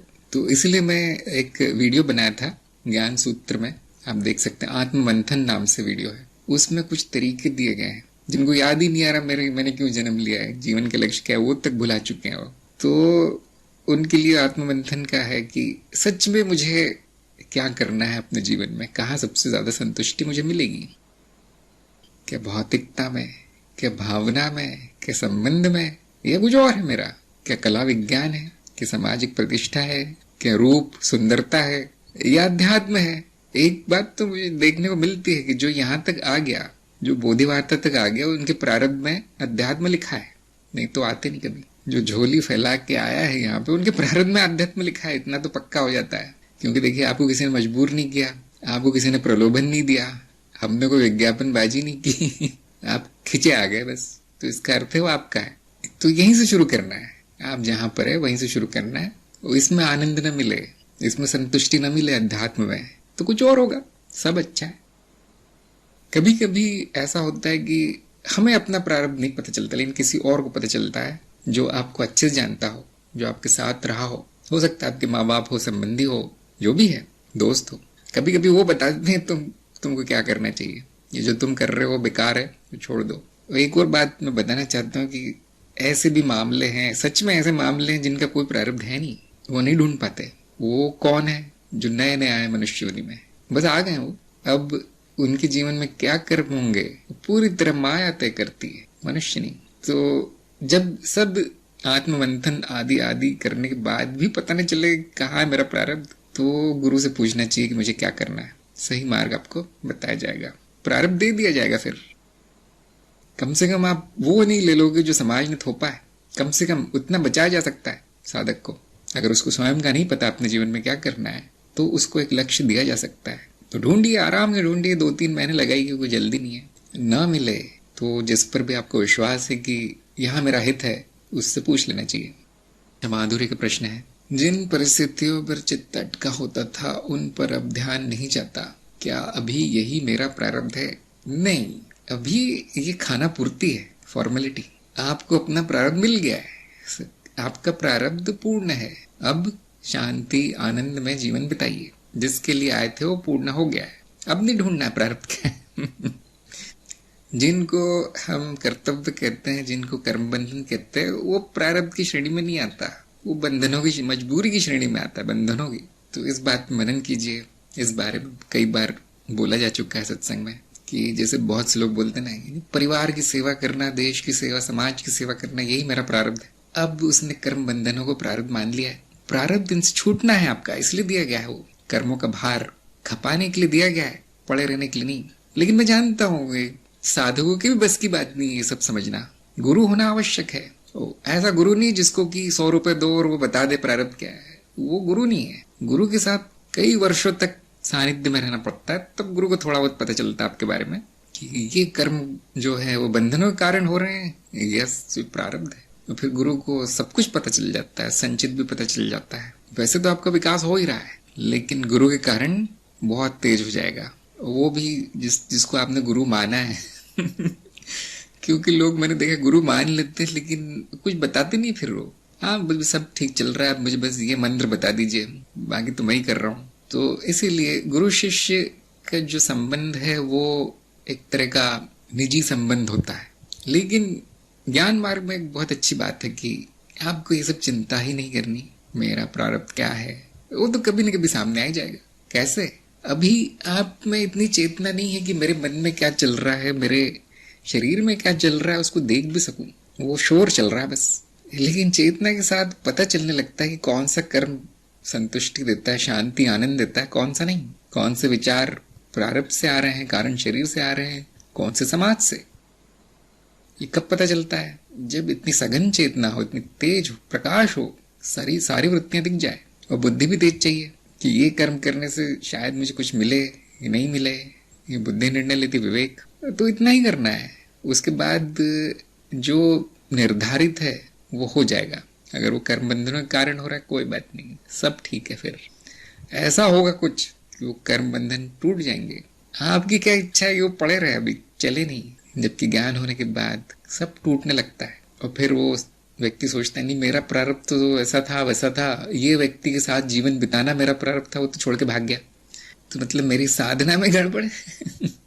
नहीं, बिल्कुल सही है, वो कर्म बंधन था जो टूट गया। तो इसलिए मार्गदर्शन की आवश्यकता होती है। लेकिन जिसको ज्ञान है, जिसकी बुद्धि बहुत अच्छी चल रही है, पूरा साफ दिख जाएगा मेरे जीवन में क्या हो रहा है, साफ साफ दिख जाएगा। इतना साफ कि आपको हंसी आएगी अपना अतीत का जीवन देख कर के, इतने अंधेरे में मैं कैसे रह गया, कुछ भी नहीं दिखता था मुझे, सारे कर्म ऐसे बेहोशी में बेकार के हुए हैं। गुरु का इतने काम है, साधक को वहां पहुंचा देता है कि अपने पैरों पे खड़ा हो जाए, खुद ही देख लो अपना। कभी कभी बीच में मार्गदर्शन की जरूरत पड़ जाती है, और गुरुजनों को ज्यादा कुछ करना नहीं पड़ता, एक वाक्य से पता चल जाता है साधक कहाँ बैठा है। अब मनुष्य होने से विरक्ति हो गई, मैं मनुष्य नहीं हूं, ये भाव ज्यादा रहता है, उसमें ज्यादा आनंद है। तो ऐसा क्यों हो गया? सांसारिक कार्यों करने की इच्छा कम क्यों हो गई? जैसे कि मैंने कहा कि यदि वो अनावश्यक है तो कम ही हो जाएगा ना। क्या आवश्यक करने की भी इच्छा नहीं रही, फिर तो छुट्टी है, फिर आपकी देव योनि पक्की है फिर तो देखिए, फिर अध्यात्म का यही फायदा, इसमें कुछ भी बुरा नहीं होता। कभी जो लगता है बुरा हो रहा है वो भी अच्छा ही हो रहा है। असलियत उसकी यही है कि वो आपको छुट्टी दिलवा रहा है, नहीं हो रहा तो भी अच्छी बात है क्योंकि छुट्टी हो रही है आपकी फिर। तो हाँ, जो सांसारिक कार्य पूरी तरह अनावश्यक है वो पूरी तरह खत्म हो जाएंगे। क्या ये बुरी बात है? नहीं, ये तो बहुत अच्छी बात है। न केवल कार्य, आपका स्वभाव, आपके आदतें, आपके संबंध सब घट के 10% हो जाएंगे। हाँ, संसार वाले तो यही कहेंगे कि ये तो अब पता नहीं क्या हो गया, इसको तो पागल हो गया, पागल का खिताब दे दिया जाता है। लेकिन आप स्वयं जानेंगे कि मेरे जीवन में आवश्यक ये 1 2 3 4 इतनी चीजें थी, वो हो रही है या हो चुकी है। अब हम कहीं भी पड़ा रहे, हमें क्या करना है? अहम का कार्य है जीवित रखना जीव को। अगर वो जीवित रख रहा है जीव को, बहुत अच्छा है, फिर कोई अर्थ नहीं दिखाई देगा। हाँ, यहां तक कि आवश्यक कार्यों में भी अर्थ नहीं दिखाई देगा। तो वो इसलिए क्योंकि अर्थ है नहीं जीवन का कोई, उसको अर्थ देना पड़ता है। अर्थ प्रारब्ध से मिलता है, आपके जीवन लक्ष्य से मिलता है। कि जो आपको लक्ष्य की तरफ ले जाते हैं कर्म वो अर्थपूर्ण लगेंगे, बाकी नहीं। लेकिन वो पूर्ण होने के बाद, प्रारब्ध पूर्ण होने के बाद फिर सब कुछ अर्थहीन लगेगा। तो अब समझ जाना है अंतिम समय है, अंतिम जन्म है, या कम से कम इस जन्म का बोझा खत्म हो गया है। अब वो कर्म नहीं होंगे जिसके कारण दोबारा जन्म लेना पड़े। तो ये स्थिति भी कुछ ही दिन रहती है। जो आगामी जो जन्मों के कर्म है वो इस जन्म में धकेल दिए जाते हैं। बहुत लोगों ने ये अनुभव किया होगा। मेरा तो सब हो गया, अब तो जाना था, पता नहीं कहाँ से आ गया बहुत सारा काम। वो जो आने वाला था, जो अगले जन्मों के लिए निर्धारित था, वो इसमें धकेल दिया गया। जैसे होता है ना कि आप ऑफिस में बैठ के काम कर रहे हो, जो काम दिया गया आपने दोपहर तक खत्म कर दिया। अब वो बॉस देखता है तो बैठा हुआ है, तो उसको और काम दे दिया जाता है तो दूसरे का भी कर दो। तो ऐसा कुछ व्यवस्था है कारण शरीरों में कि वो जो जन्म का जो समय बचा हुआ है इस जन्म में, वो बेकार नहीं जाने दिया जाता। उसमें वो सब भर दिया जाता है जो अगले जन्मों में होना था, और वो 3-4 जन्मों का एक साथ भी निकल जाता है कभी कभी। तो मैं तो कहता हूँ ये भी बहुत अच्छा है। लेकिन अगर शांति है, कुछ भी नहीं है, तो उसका ही आनंद उठाइए। रुचिका ने पूछा है, क्या ज्योतिष विज्ञान सत्य है? ग्रह नक्षत्र का हम पर बहुत प्रभाव होता है, क्या ज्योतिष के द्वारा प्रारब्ध के बारे में जाना जा सकता है? देखिए, विज्ञान को सत्य नहीं कहना चाहिए। मिथ्या का ज्ञान है, और मिथ्या का ज्ञान भी मिथ्या है, माया का ज्ञान भी माया है। तो आप अपने अनुभव से देखिए, और आपका अनुभव यही होगा कि कब कोई कोई बात सच निकलती, कोई कोई पूरी तरह मनगढ़ंत होती। और ये ज्योतिष बड़ी टेढ़ी चीज है। क्यों? क्योंकि ज्योतिष विज्ञान में इतनी समस्या नहीं जितनी कि ज्योतिषों में। क्यों? पैसे कमाने का साधन है आजकल, तो अधिकतर लोग उसको पैसे के लिए प्रयोग करते हैं। और फिर आपको कुछ भी बता दिया जाएगा, तो आपको कैसे पता चलेगा कि जो ज्योतिष ने बताया वो सही है? क्योंकि आप खुद ही जान सकते हैं कि कभी सही निकलेगा, कभी नहीं।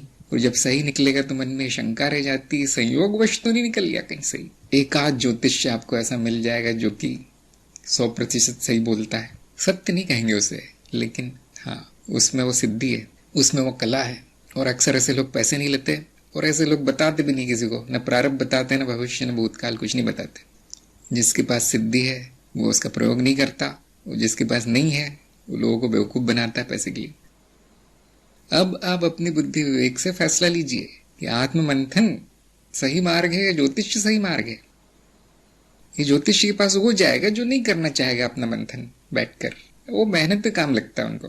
ज्योतिष को पैसे दे दो, पता चल जाएगा क्या प्रारब्ध है। लेकिन नहीं, विश्वास नहीं होगा, वो 50-50 रहेगा, पता नहीं सही है गलत।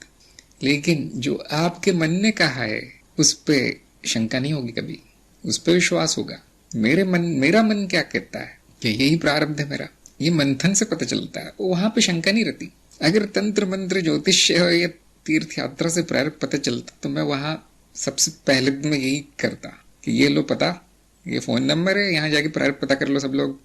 ऐसा क्यों नहीं किया मैंने काफी लंबा अनुभव यही कहता है कि स्वयं पर निर्भर हो, आत्मनिर्भर, दूसरों पर नहीं।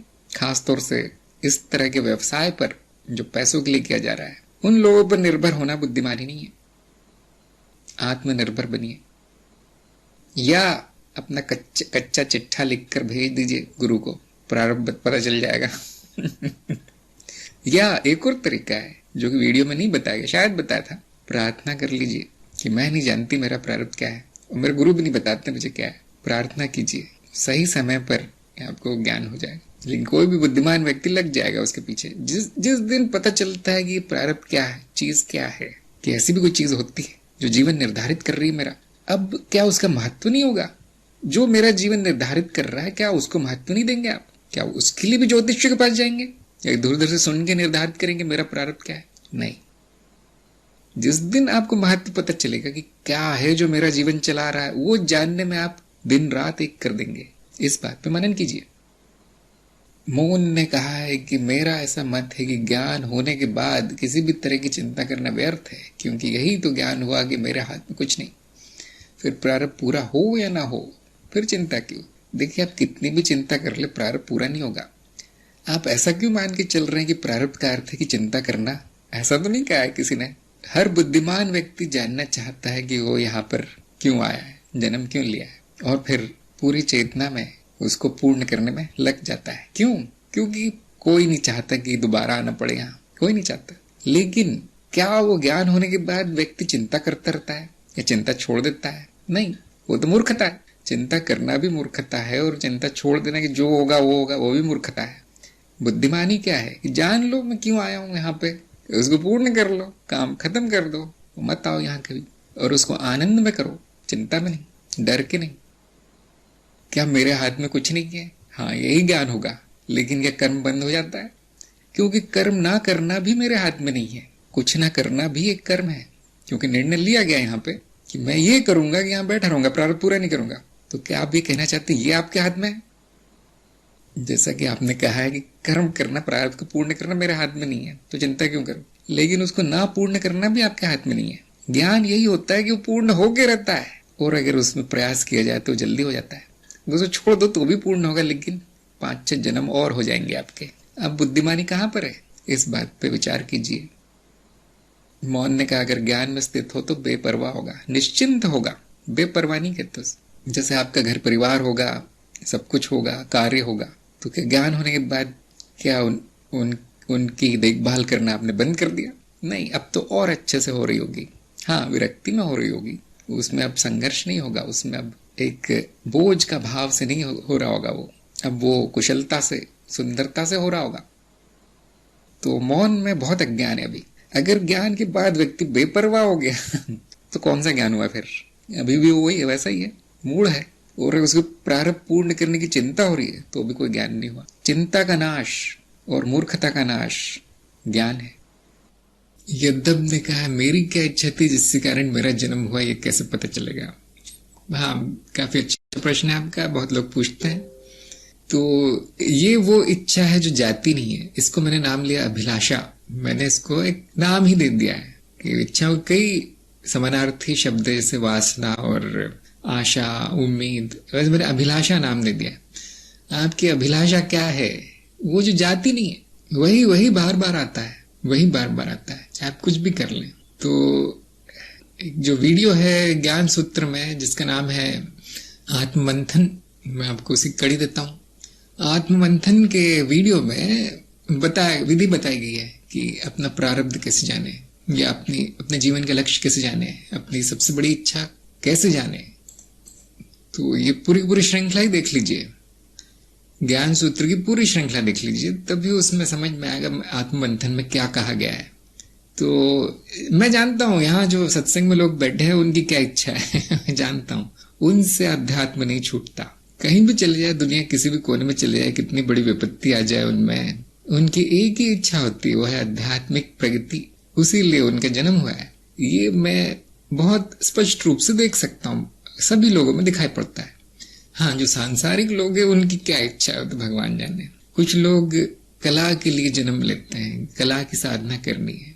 जिसको गाने का यदि शौक है तो आप कितना भी गरीब हो, कितना भी अमीर हो, कितना भी काम करता हो, मेहनत का काम, मजदूरी का काम, या उसके जीवन में दुख भी हो, तो भी गाने के लिए समय निकाल ही लेता है। तो इस तरह से जो जाता नहीं है, जो कर्म, जो इच्छा जाती नहीं है, वही मेरे जन्म का कारण है। तो सांसारिक लोगों की बहुत सी चीजें होती है। कुछ जो इच्छा है वो इतनी अच्छी भी नहीं होती उनकी। जैसे कुछ लोग बचपन से ही राजनीति में आकर्षित हो जाते हैं, नेताओं के पैर चाटना शुरू कर देते हैं, कॉलेज में जाते जाते हैं अपनी पार्टी भी बना लेते हैं वो। और वो अब ये वृत्ति को देखकर क्या बताया जा सकता है कि वो इसीलिए पैदा हुआ है, शक्तिशाली व्यक्ति बनने के लिए पैदा हुआ है, और उसके लिए हर नैतिक अनैतिक अच्छा बुरा जो है उस करता है। तो एक दो उदाहरण मैंने दिए आपको, इस तरह से आपको आपका भी देखना चाहिए। अगर आपके मन में एक इच्छा आती है मुझे ये पुस्तक पढ़नी है, मुझे ये पिक्चर देखनी है, मुझे ये करना है, मुझे शॉपिंग करना है, क्या वो मेरे जन्म का कारण है? नहीं। इसका अर्थ है कि आपका जन्म किसी विशेष कारण के लिए नहीं हुआ। इसका अर्थ है कि जो कारण शरीर है वो अभी सीख रहा है, अभी थोड़ा नया है। जिन्होंने मनुष्य योनि में इतनी प्रगति नहीं की, उनके जीवन का कोई लक्ष्य नहीं होता। उनके जीवन का बड़ा सरल लक्ष्य होता है कि मनुष्य जीवन में जाकर देखना क्या होता है, जीवन जीना ही उनका लक्ष्य होता है। उसमें जो भी होता रहे, फिर नई चीजें करते रहते हैं, सीखते रहते हैं, या आराम करते हैं तो मजा लेते हैं, बस। उन्हें कोई बहुत बड़ा लक्ष्य नहीं होता। तो ऐसे व्यक्ति आपको पशुवृत्ति में दिखेंगे। जो आत्म मूल्यांकन के वीडियो मैंने बनाए हैं वहां आप देखेंगे जो ऐसे नए नए आए हैं मनुष्य योनि में, वो पशुवृत्ति के स्तर तक दिखेंगे। मैं नहीं कहता कि बुरे लोग हैं, बहुत अच्छे लोग होते हैं, लेकिन बड़े सामान्य होते हैं, सरल से लोग होते हैं, और उनका बस जीवन यापन बहुत अच्छा चलता है, लेकिन कुछ कर नहीं पाते, वो कुछ उपलब्धि नहीं होती, कोई प्रगति नहीं होती। कभी कभी किस्मत से सही जगह जन्म होने के कारण प्रगति तेज हो जाती है, प्रगति कर लेते हैं, उन पर प्रभाव पड़ जाते हैं, संस्कार पड़ जाते हैं। इसलिए अच्छे संस्कार लेना जरूरी है, और वो गुरु ही दे सकता है। इसलिए चाहे नया कारण शरीर हो या पुराना, गुरु के बिना कुछ नहीं होता, पत्ता भी नहीं हिलता। तो यदि नहीं पता चलता कि क्या मेरा जन्म किस लिए हुआ है, तो घबराने की बात नहीं है, सही संस्कार डलवा लीजिए। बुद्धि तो उतनी मिली है सबको, किसके लिए जन्म हुआ है उस पर निर्भर नहीं करता। बुद्धि सबको बराबर मिली है, बराबर तो नहीं कहना चाहिए, लेकिन बराबर संभावना मिली है। तो यदि बुद्धि चल रही है तो ऐसा व्यक्ति सही संस्कार ग्रहण करेगा। अगर उसका लक्ष्य नहीं है जीवन का, तो सही लक्ष्य बना लेगा। और इसमें बिना गुरु के कुछ नहीं होता, कि माँ बाप को भी नहीं पता होता लक्ष्य वक्ष क्या है। प्रारब्ध नहीं है यदि, तो पतन में जाने से अच्छा है कि उसको कोई सही संस्कार डाल दिया जाए उसमें। ये केवल गुरु कर सकता है। गुरु के पास इतनी बुद्धि होती है, इतनी शक्ति होती है, एक तरह की सिद्धि होती है कि वो थोड़ी देर देखकर उस व्यक्ति को बता देता है, कि थोड़ा व्यवहार हालचाल बातचीत करने के बाद पता चल जाता है कि इसके तो कोई प्रारब्ध दिख नहीं रहा है, तो उसको सही संस्कार सही रास्ते पे लगा दिया जाता है। तो क्या है जो मैं छोड़ ही नहीं सकता, क्या है जो रात दिन वही ख्याल में रहता हूं, वही करना रहता है मुझे, वही आपका लक्ष्य है जीवन का। अनिल ने पूछा गया, इच्छा को बुद्धि का प्रयोग करके त्याग नहीं कर सकते, इस पर थोड़ा प्रकाश डालिए। हाँ, कर सकते हैं, क्यों नहीं कर सकते। जिनकी चेतना जागृत है वो पूरी तरह देख सकता है कि क्या इच्छा आई है, उस पर कर्म करना है या नहीं, पूरा नियंत्रण आता है। अगर चेतना भी नहीं है तो भी बुद्धि से संभव है। कुछ लोगों की चेतना नहीं होती लेकिन बुद्धिमान होते हैं। हाँ, पिछली बार मैंने इस इच्छा पे काम किया था तो बड़ा बुरा हुआ था, बड़ा बुरा हुआ था, तो अब नहीं करना है मुझे। पिछली बार मैंने ये शेयर खरीदा था, यहाँ प्रॉपर्टी खरीदी तो नुकसान हुआ था, अब नहीं खरीदना है। तो भले ही वो इच्छा आ जाए, लेकिन बुद्धि के प्रयोग से उसको रोका जाए, कर्म को रोका जा सकता है, कर्म का त्याग किया जा सकता है, इच्छा का त्याग नहीं होता। देखिए अब तो आ गई अब तो। इसी तरह जिनकी बुद्धि भी नहीं चलती, जो भावना प्रधान लोग हैं, वो अपनी भावनाओं को देखकर त्याग कर सकते हैं कर्म का, कि ये जो इच्छा है मुझे बुरा लग रहा है, कुछ अच्छा नहीं लग रहा, डर सा लग रहा है, या इस तरह की भावना आ रही है कि ये ठीक नहीं है। बुद्धि नहीं चल रही उनकी, लेकिन भावना से ही निर्णय ले लेते हैं वो। तो चेतना, बुद्धि, भावना, इससे संभव है इच्छा को टालना। तो क्या वो चली जाएगी? क्या वो कर्म नहीं होगा? नहीं, वो संग्रह से आई है, संग्रह में वापस जाएगी, वो अनंत काल तक वहां रहेगी, उसे कुछ नहीं किया जा सकता। यदि वो आवश्यक है तो बार बार प्रकट होती रहेगी, फिर नहीं टाला जा सकता।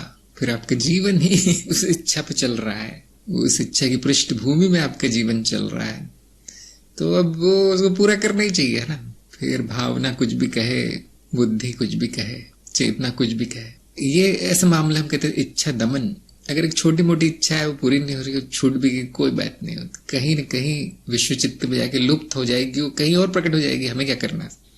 नाद है, लेकिन ऐसा है जो आपके सिर पे पड़ा है पूरी तरह से बोझा, आपका एक कर्म है, आप उसे ही नकार रहे हैं, उसे ही देखने से भी मना कर देते हैं, तो क्या होगा? दमन कहलाएगा वो। और वो इच्छा आपके जीवन को प्रभावित करके छोड़ेगी, पूरा आड़ा तिरछा कर देगी जीवन को।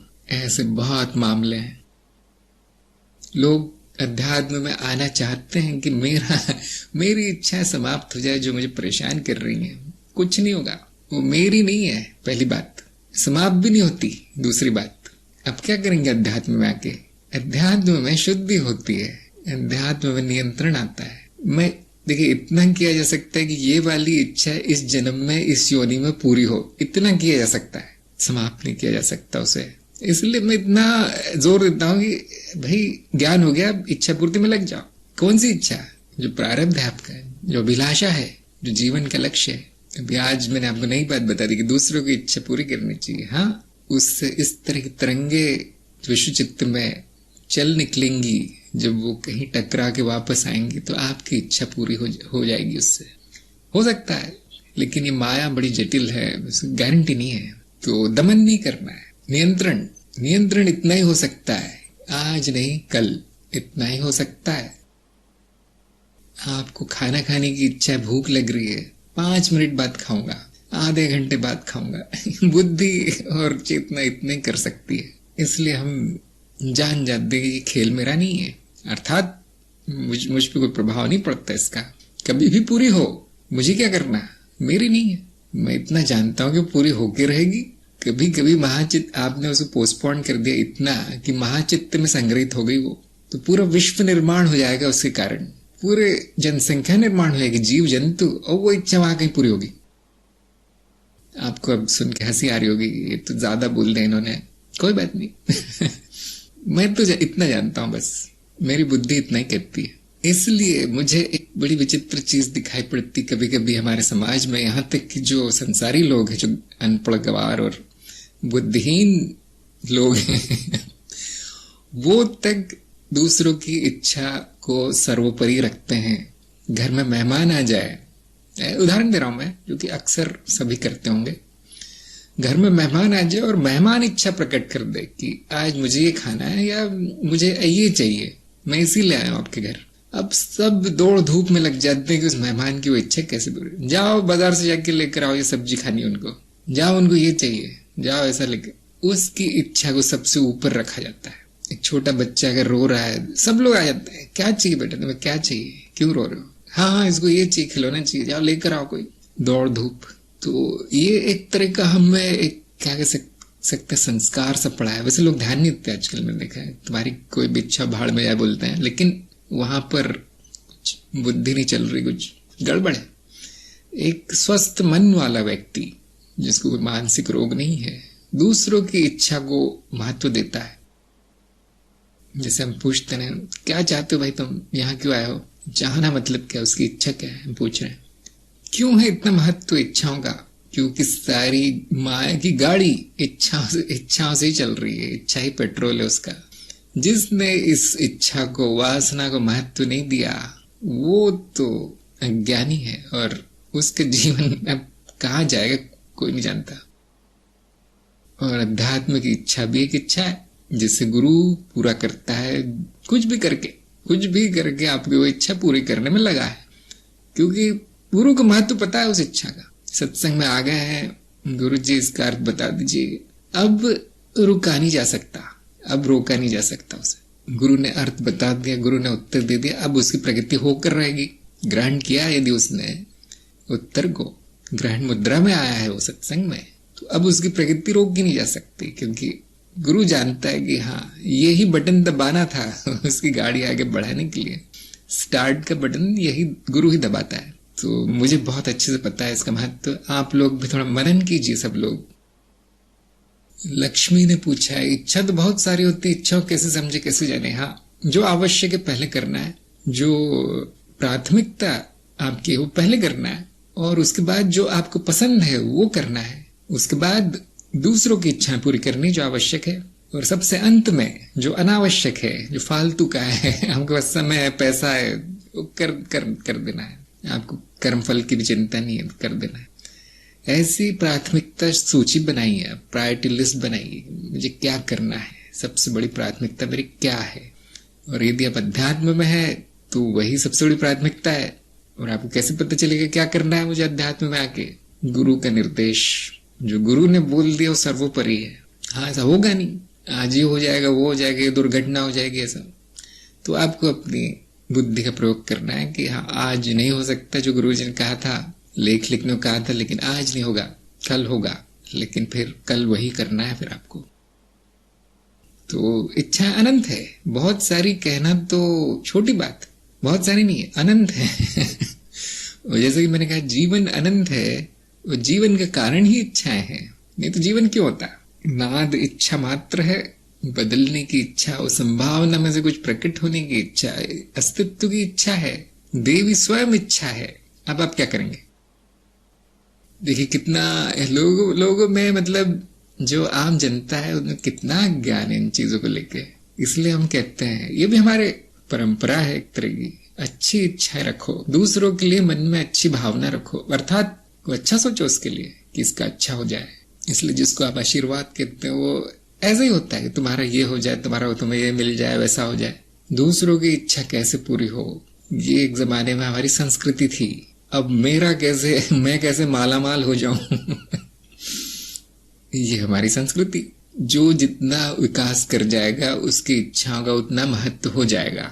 जैसे आप देखते हो जो बड़े लोग हैं, जो नेता लोग हैं, अमीर लोग हैं, उनकी इच्छाओं का महत्व दिया जाता है, गरीबों को तो निकाल दिया जाता है, भगा दिया जाता है।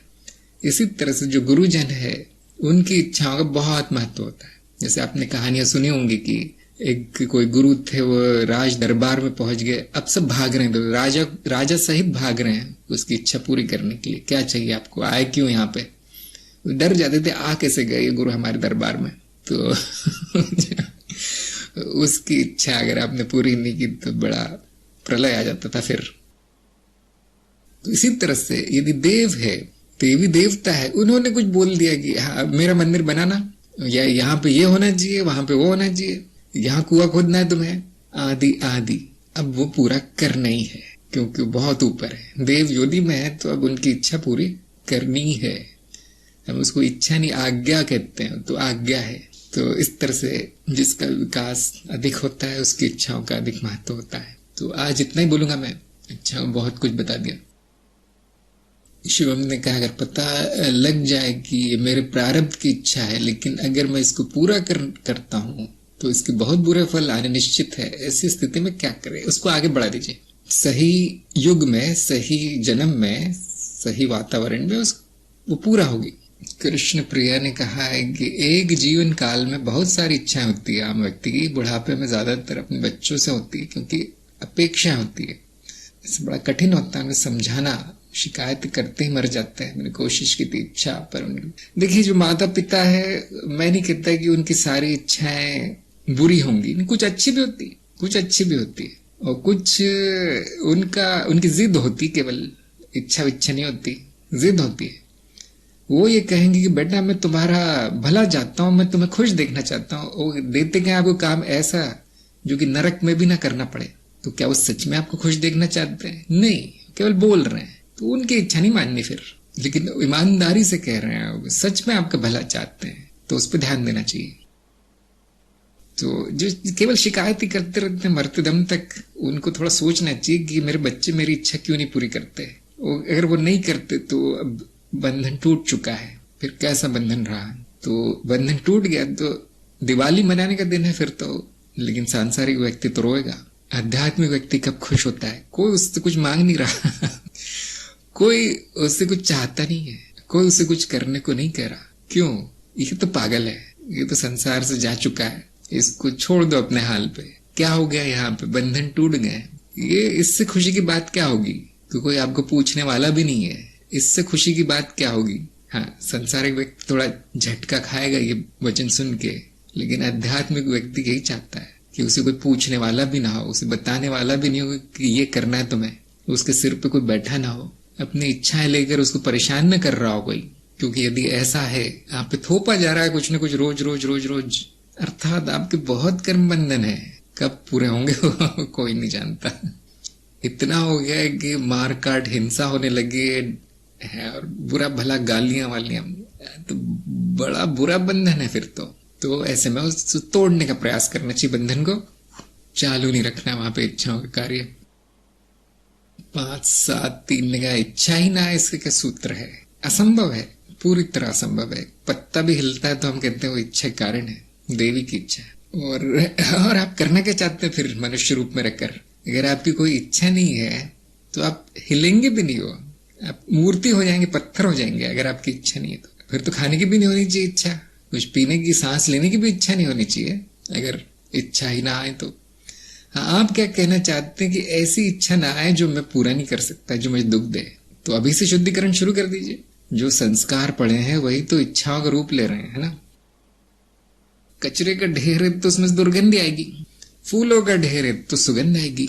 अब आपकी ऐसी वासना क्यों आ रही है? जो कि कष्ट दे रही है, कहीं कचरे का ढेर है स्मृति में कहीं, तो शुद्धिकरण शुरू कर दीजिए।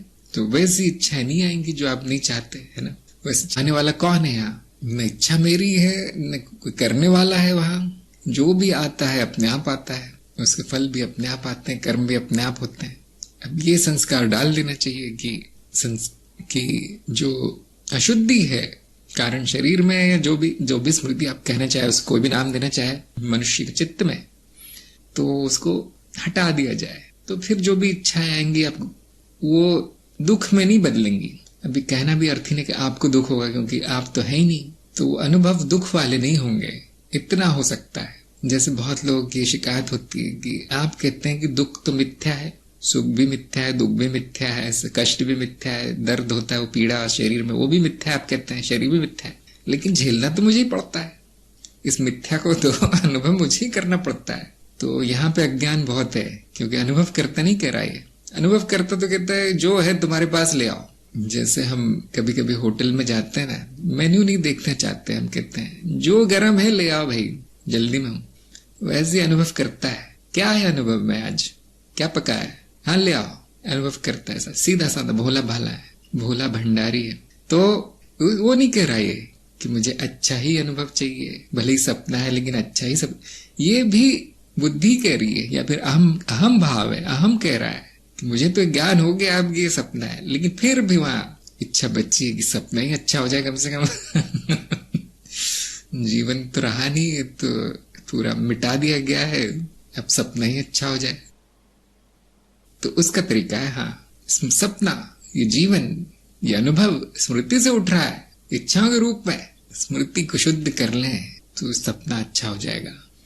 और बहुत से लोग ये चाहेंगे अध्यात्म में जो है वो सपना ही समाप्त हो जाए, तो वो इच्छा पूरी नहीं होगी आपकी, लेकिन आप प्रयास कर सकते हैं। क्यों नहीं इच्छाएं बंद होती? क्योंकि वो शुरू नहीं हुई है ना। मैं कई बार कहता हूँ, रस्सी में सांप जाता क्यों नहीं है? वो आया नहीं। वो आया नहीं इसलिए जाएगा भी नहीं। लक्ष्मी ने कहा सभी इच्छाएं पूरी नहीं होती, इच्छा सही भी होती गलत भी। अगर इच्छा पूरी ना हो तो क्या अगला जन्म होगा? निश्चित रूप से होगा, 100% जन्म इच्छाओं कारण ही होता है, नहीं तो चीज हिलती भी नहीं। इस विश्व चित्त में गति ही नहीं होती, इच्छा ही तो गति है। अगला जन्म भी एक घटना है, गति है, एक तरह का परिवर्तन है। अब उस परिवर्तन के लिए कोई कारण होना चाहिए, वो कारण इच्छा ही है, वासना ही है। तो जो पूरी नहीं होती वो दोबारा प्रारब्ध बन के आ जाती है। वो तकनीकी नाम आपको आप क्या करेंगे जान के, वो सब ज्ञान मार्ग में सब कच्चा चिट्ठा खोला गया है, लेकिन शायद लोगों की रुचि नहीं होगी उसमें। तो हाँ, आपका ये जन्म भी कुछ तो कुछ इच्छा के कारण ही हुआ है। उससे हम बता सकते हैं कि अगला जन्म भी इच्छा के कारण ही होगा। वो एक नहीं होती, ढेर होता है एक। किस योनि में जन्म होगा वो आपकी इच्छा पे निर्भर है। अगर आप 24 घंटे खाते रहते हैं, फ्रिज में डाका डालते रहते हैं हर 5 मिनट में, तो अब गाय भैंस के रूप में जन्म होगा, क्योंकि उनका स्वभाव ही वैसा है, खाते रहना। अगर आप 24 घंटे हिंसा में रहते, मार काटी आपके लक्ष्य है जीवन का, अब किसी हिंसक पशु के रूप में जन्म होगा। अगर आप खुद बड़ा पशु नहीं बन पाए तो मच्छर बन जाएंगे, उसका स्वभाव खून पीना ही है। वहां वो इच्छा पूरी हो जाएगी। तो ये विज्ञान है। देखिए, ये झूठ नहीं है, इसमें कुछ भी झूठ अर्थात विसत्य है, व्यवहारिक सत्य विज्ञान है, ज्ञान नहीं है, विज्ञान है। इसमें झूठ नहीं है कुछ भी। हाँ, लोगों को पूरा समझ में नहीं आता, इसलिए तरह तरह के अंधविश्वास लोगों ने पाल रखे मन में। इसलिए मैंने लक्ष्य बता दिया है कि मनुष्य जन्म से मुक्ति आपका लक्ष्य है। इच्छाओं से मुक्ति नहीं, जन्मों से मुक्ति नहीं, योनियों से मुक्ति नहीं, वो नहीं हो सकता। मनुष्य जन्म से ऊपर जाया जा सकता, नहीं किया आपने तो नीचे जाएंगे, जिसमें कोई बुराई नहीं है। वैसे देखा जाए तो सब कुछ पूर्ण है, सब कुछ सुंदर है, जो प्रकृति कार्य चल रहा है। लेकिन कहीं न कहीं मनुष्य होने के नाते हमें एक इच्छा है कि हम प्रगति करें। हमें इच्छा है कि सपना ही अच्छा हो जाए, भले ही सपना है लेकिन अच्छा हो जाए। और जैसे कि मैंने कहा, इच्छा महत्वपूर्ण है। हम ये इच्छा आ गई है तो इसको महत्व देते हैं कि अच्छा बेटा तुम ज्ञान हो गया है, तुम्हारी इच्छा नहीं है, ये सब कुछ मिथ्या है, लेकिन फिर भी दिखाई दे रहा है तुम में कि विकास करना चाहते हो, पतन नहीं चाहते। तो गुरु वो मार्ग भी बता देता है, जिसे हम कहते हैं आप तो पहले से ही सबसे ऊपर है, आप तो परम पहले से है ना। सत्संग खत्म हो जाती है उस दिन, अगले दिन क्या गुरु बोलते हैं, अब शुरू करो विकास क्रम, शुरू करो शुद्धिकरण। नहीं, आपने तो कहा था मैं ब्रह्म हूं, तो क्या बैठे रहोगे?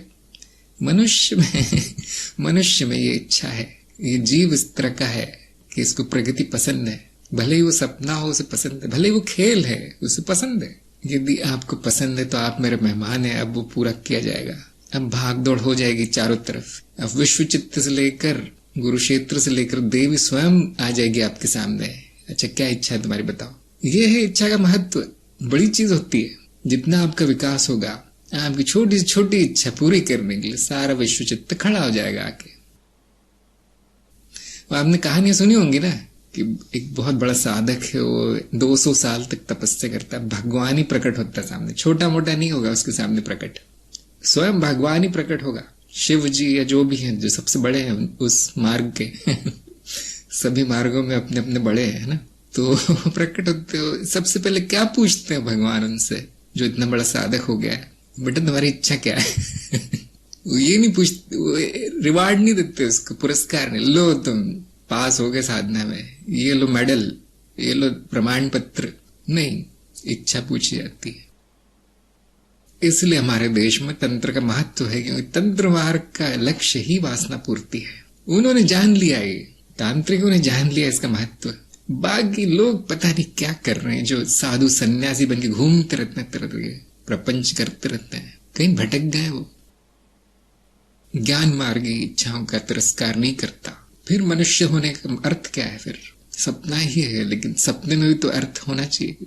मैं तो इतना जानता हूं, अगर दुख हो रहा है, कष्ट हो रहा है, तो सपना है, ये कहानी है, ये क्या है, माया है, मिथ्या, भूल जाइए, उस बकवास है, उसको सही कर लीजिए, अपना दुख दूर कर लीजिए। बाकी ज्ञान व्यान बेकार है। मनुष्य चाहता है सुख और मुक्ति, सही कर लीजिए उसे, बस अपनी इच्छा पूरी कर लीजिए, इतना ही हम चाहते हैं। आप तो जानते हो ज्ञान व्यान होता नहीं है, सपना है और सपना देखने वाला है, बस उस सपना इच्छा कारण चल रहा है। कोई भी बुद्धिमान व्यक्ति समझ जाएगा अब आगे क्या करना है। योगेश ने पूछा, यदि इच्छा को चेतना में पूरा होने दिए तो उनका प्रभाव कम हो सकता है, उनका प्रभाव शून्य हो जाता है। यदि आप कर्म की बात कर रहे हैं, क्योंकि इच्छा कर्म में बदलती है ना, इच्छा कर्म में बदलती है।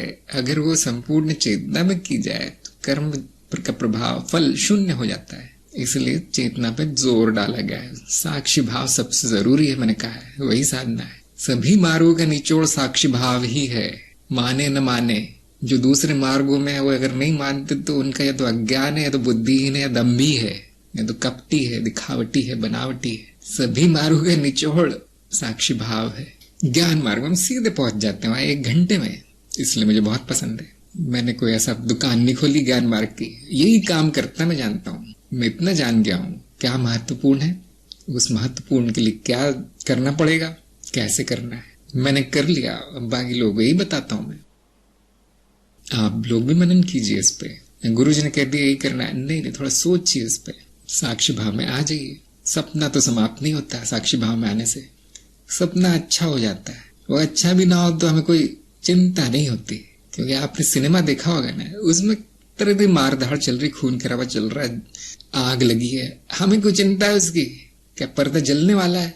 गोलियां चल रही है कि पर्दे में छेद होने वाला है? नहीं, वही तो मनोरंजन है हमारा, वही तो लीला है। साक्षी भाव में पर्दा अलग, सिनेमा अलग। अब आनंद उठाइए उसका, लीला का। जो साक्षी भाव में नहीं है, वो जो आते जाते चित्रों को मैं मान लेता है और फिर दुखों में घिर जाता है, कष्टों में घिर जाता है, पतन होता है, पता नहीं क्या क्या होता है उसका। हम नहीं चाहते ऐसा हो किसी मनुष्य के साथ, इसलिए दूसरे मनुष्य की इच्छा जरूर पूरी कीजिए। वो भी आप ही हैं। या तो कोई इच्छा मेरी नहीं है तो सारी इच्छा मेरी है, ये जानकर गुरु सबकी इच्छा पूरी करने में लगा है। जो भी मुझसे मिलने आता सबसे पहले उसकी इच्छा ही पूछता हूं मैं। आदित्य ने पूछा है, चेतना में इच्छा प्रकट हो, साथ ही निरर्थक लगे और कर्म ना हो, क्या तब भी संस्कार बनेंगे? चेतना प्रकट हो तो संस्कार नहीं बनेंगे, जब कर्म होता है संस्कार बनते हैं। चेतना नहीं, मेरे कहने मतलब इच्छा प्रकट होने मात्र से संस्कार नहीं बनते, कर्म से संस्कार बनते हैं। 3 तरह के कर्म है आप जानते हैं, उनसे संस्कार बनते हैं। चेतना तो विचारों के स्तर पर ही रोक लेती है उस इच्छा को, कर्म नहीं होंगे तो संस्कार नहीं बनेंगे। लक्ष्मी ने कहा, इच्छाओं से मुक्ति कब संभव है? आप पहले से ही मुक्त है लक्ष्मी जी, आप पहले से ही मुक्त हैं। जो मुक्त है वो मुक्ति है, जो जो इच्छाओं के बंधन में है वो इच्छाओं का पुतला है, इच्छाओं के धागे से ही ये चादर बनी है, वो मुक्त नहीं होगी।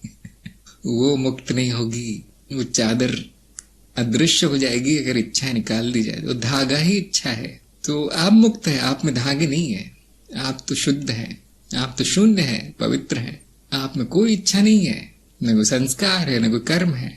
और ये जो सपना है, ये जो अनुभव है, जो मिथ्या है, जो जीव तरते के प्रकट हुए हैं रूप, वो हमेशा बंधन में रहेंगे, हमेशा, क्योंकि उन्हीं से बने हैं, वो बंधनों में ही बने हैं, वो बंधन ही उनका पदार्थ है। मतलब वो ऐसे ही कहेंगे, घड़ा मिट्टी के बिना कब हो जाएगा, घड़ा मिट्टी से कब मुक्त होगा, वो कैसे मुक्त होगा, घड़ा है मिट्टी के बिना, कि जीव की मुक्ति संभव है? नहीं। ये बात तंत्र मार्गी बहुत अच्छी तरह जानते हैं, हम लोग नहीं जानते इतना। इस घड़े को जो चाहिए वो रूप दिया जा सकता है, लेकिन मिट्टी को निकाला नहीं जा सकता। उस मिट्टी के कई रूप दिए जा सकते हैं, कौन सा पसंद है आपको वो रूप दे दीजिए। वो क्यों नहीं कर देते जो आपको पसंद है?